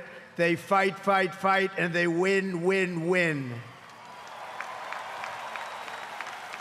And that's why no institution in history has entered more names into the roster of American heroes than the U.S. Army, the Congressional Medal of Honor, more than anyone or anything. There was Mad Anthony Wayne, asked by George Washington to lead a daring midnight raid up the cliffs of Stony Point with unloaded muskets and only their bayonets to fight the redcoats. Mad Anthony replied, "Issue the order, sir, and I will storm into hell for you." Then there was the Civil War general, John Corse, shot in the face in combat. He fired off a message to his commander: "I am short a cheekbone and one ear, but I am able to whip the hell out of all of them." He stayed on the front lines, it seemed forever. In World War II, there was the great Creighton Abrams, besieged on all sides by the Nazis at the Battle of the Bulge. He boldly proclaimed, "They've got us surrounded again, the poor bastards." This is the fighting spirit and unyielding force of the U.S. Army. It has never changed, and it will never, ever change, because there is no earthly force more powerful than the brave heart of a U.S. infantryman or an Army Ranger, paratrooper, or Green Beret. They are the best, they are the finest. From Bunker Hill to San Juan Hill, from Gettysburg to Guadalcanal, from Yorktown to Shiloh, and from the trenches of the Argonne to the mountains of Afghanistan, the Army has forged a legacy of unmatched courage, untold sacrifice, and unequaled and undying glory. Our soldiers have poured out their blood by the bucketful on Missionary Ridge and Heartbreak Ridge, on the sands of Sicily, Normandy, and the Philippines, and on the dusty streets of Da Nang, Baghdad, and Fallujah. Thanks to their extraordinary service and devotion, 250 years later, America stands tall, America stands proud, and America stands free. We're the hottest country in the world right now, and our country will soon be greater and stronger than ever before. Down through history, we've been blessed beyond words by this valiant legion of Army warriors and patriots, heroes and legends. And tonight we affirm with unwavering certainty that in the years ahead and in every generation hence, whenever duty calls and whatever danger comes, the American soldier will be there.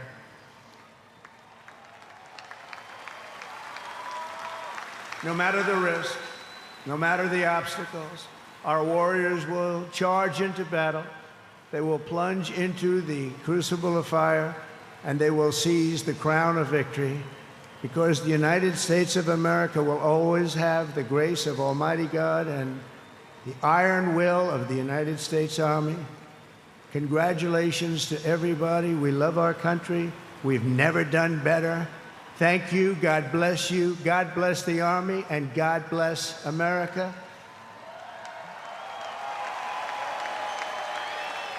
And now I'd like to ask our great First Lady to join me at the podium. Thank you very much, everybody.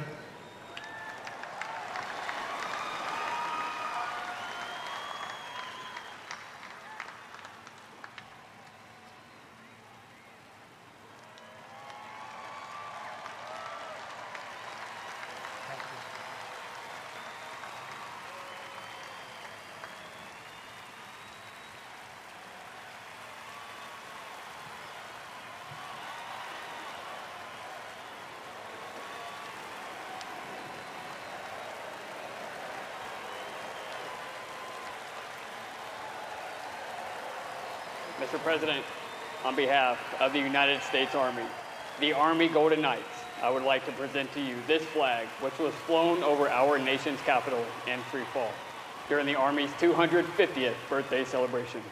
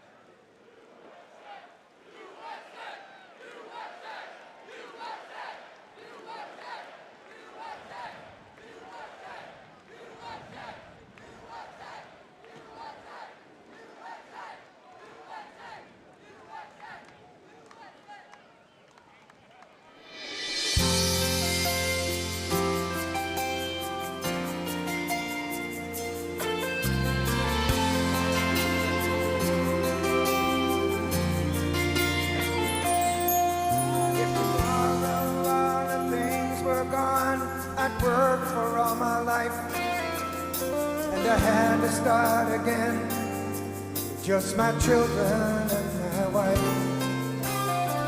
Thank my lucky stars to be living here today, 'cause our flag still stands for freedom, and they can't take that away. And I'm proud to be an American, where at least I know I'm free. And I won't forget the men who died, who gave that right to me. And I gladly stand up next to you and defend her still today. 'Cause there ain't no doubt I love this land. God bless the USA.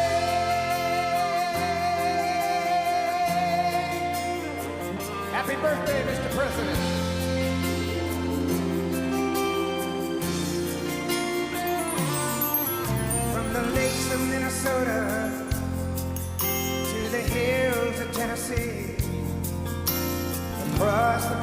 of Texas, from sea to shining sea, Detroit to Houston, and New York to LA.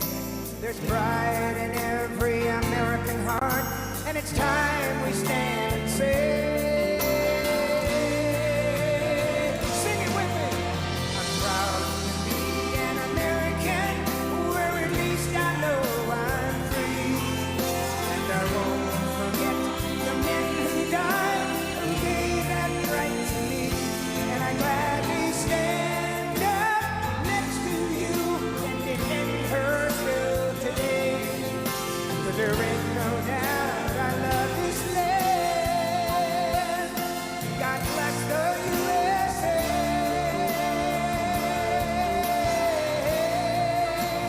Light up your cell phone.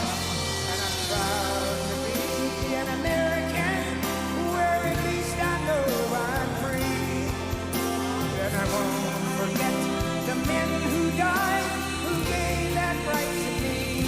And I gladly stand up next to you and defend her still today. 'Cause there ain't no doubt I love this land. God bless the USA. God bless the United States Army. Thank you.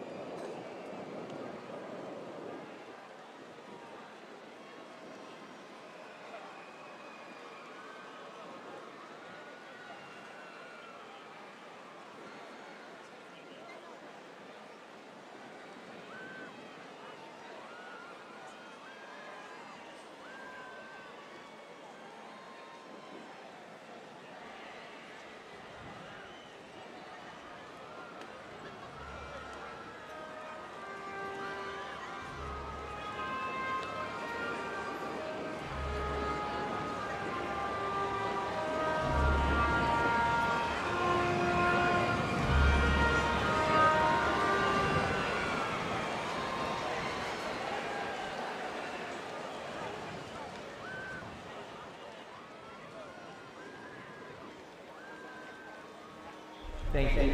Thank you. Thank you, U.S. Army. Thank you. Thank you. Thank you. Thank you, Army, for 250 years. Thank you so much for serving alongside my grandfather and my great-grandfather, for your service, for your country, for your family. And I just want to say thank you from a generation that may not have known your name, but I get to live in the freedom because of it. I want to thank all the U.S. service members, men and women, and especially the Army for their 250th birthday. Thank you very much. My grandpa served in the Army in World War II as part of the 82nd Airborne. Thank you, Army, for everything that you do. My brother Rob and my son Alec both served in the U.S. Army. We thank you for your courage, your sacrifices, and the burdens that you may now carry. Thank you so much for doing what you do, putting your lives on the line for other men like me to live the life I live. And I just want to say happy birthday to the U.S. Army, congratulating them on 250 years. I want to give a big shout out to my Uncle Zadian, who served in the Army, and thank you for all you do. I'm very thankful for the dedication and the hard work of the men and women of the U.S. Army. Hi, American soldiers. Thank you for all you do. Love you. Our freedom is not free, and we know that we are free because of you and your efforts. Thank you to our Army active duty and veterans for protecting our rights and freedoms. It comes at an immeasurable cost. I'm wishing you the best. Happy birthday. Go on. Happy birthday, Army. Thank you to everybody who's serving today and has served in the past. Love you guys and girls. Thank you so much for everything you do. A big thank you to the men and women that serve our country and everything you guys do for us. Thank you, Army, and happy birthday. Happy birthday, Army. Happy birthday, Army. Happy 250th.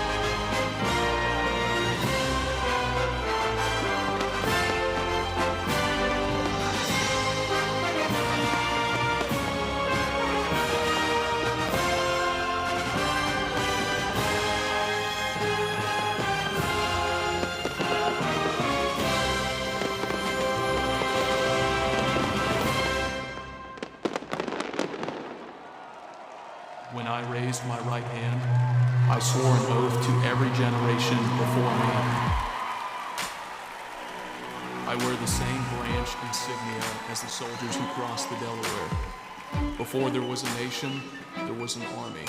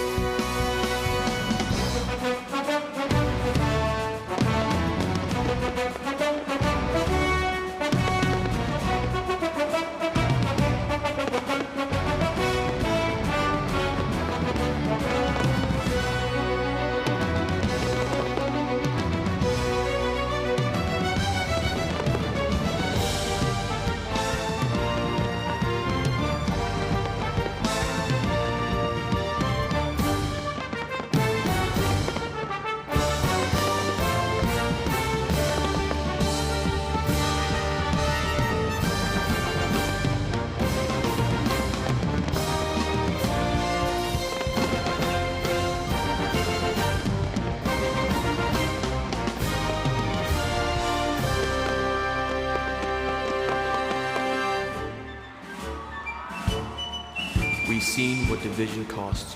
I serve because unity is worth the fight. I carry that legacy forward every time I put on this uniform.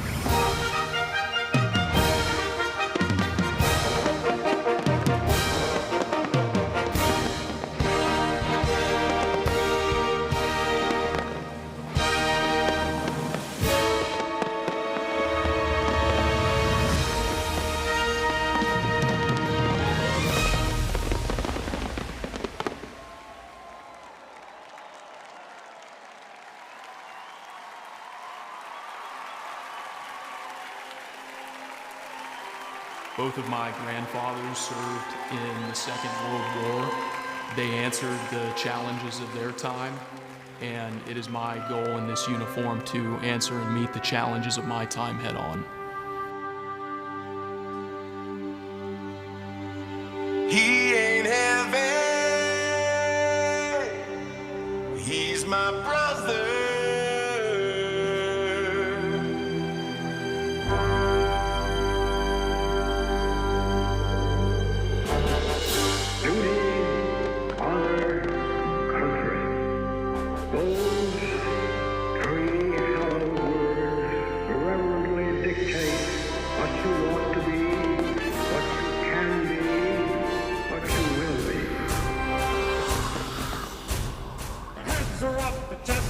The arms are swinging a cadence count. Sound off. 1, 2. Sound off. Bring on. Bring on now. 1, 2, 3, 4, 1, 2. Bring on.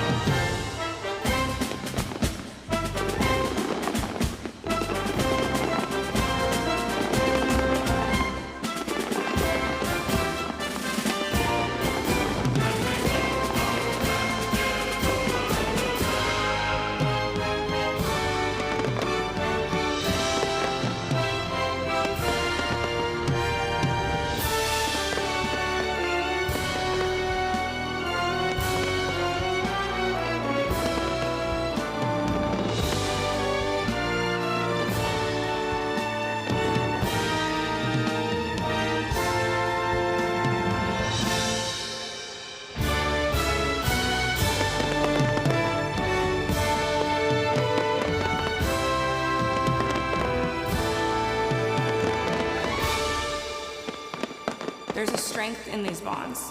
There's a realness to these bonds. It's not just because this is your team, it's because your life depends on these people.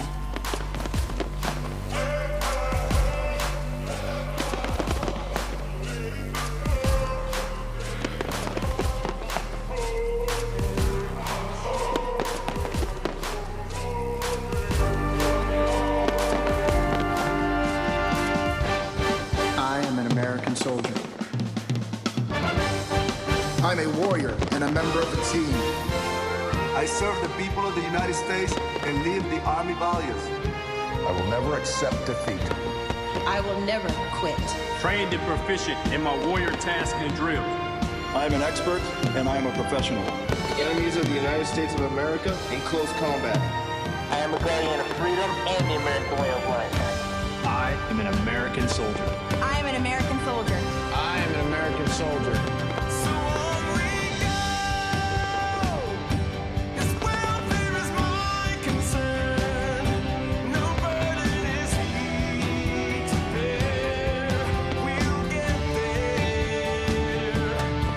For I know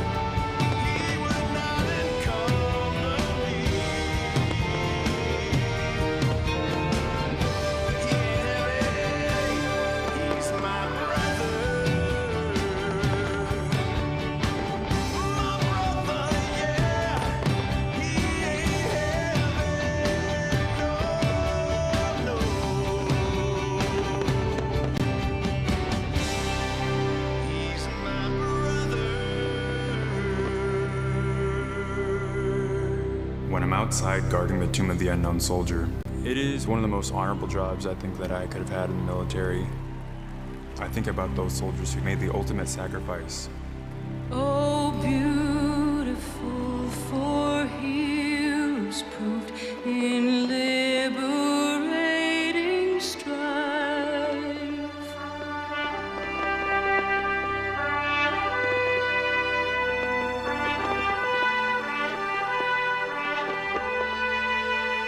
Who more than self their country loved, and mercy more than life.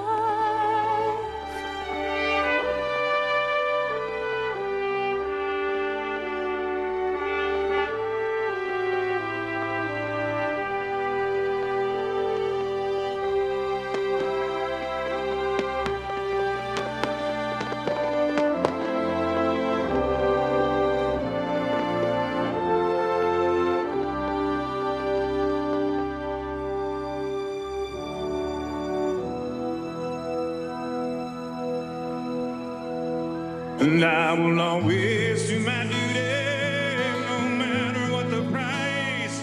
Hey, I've counted up the cost, I know the sacrifice. Oh, and I don't want to die for you, but if dying's asking me, I'll bear that cross with honor. Hey, freedom don't come free. I'm an American soldier, an American. Beside my brothers and my sisters, I will proudly take a stand. With liberties in jeopardy, I will always do what's right. Man, I'm out here on your front line, sleep in peace tonight. American soldier, I'm an American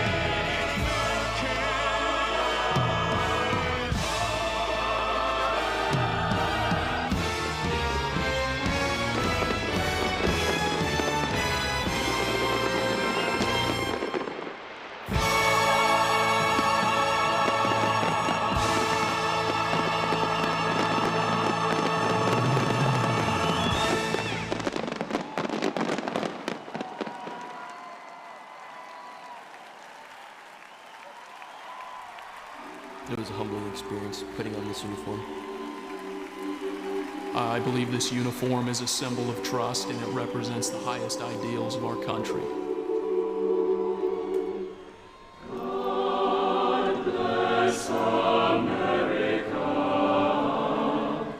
land that I love. Stand beside her and guide her through the night with a light from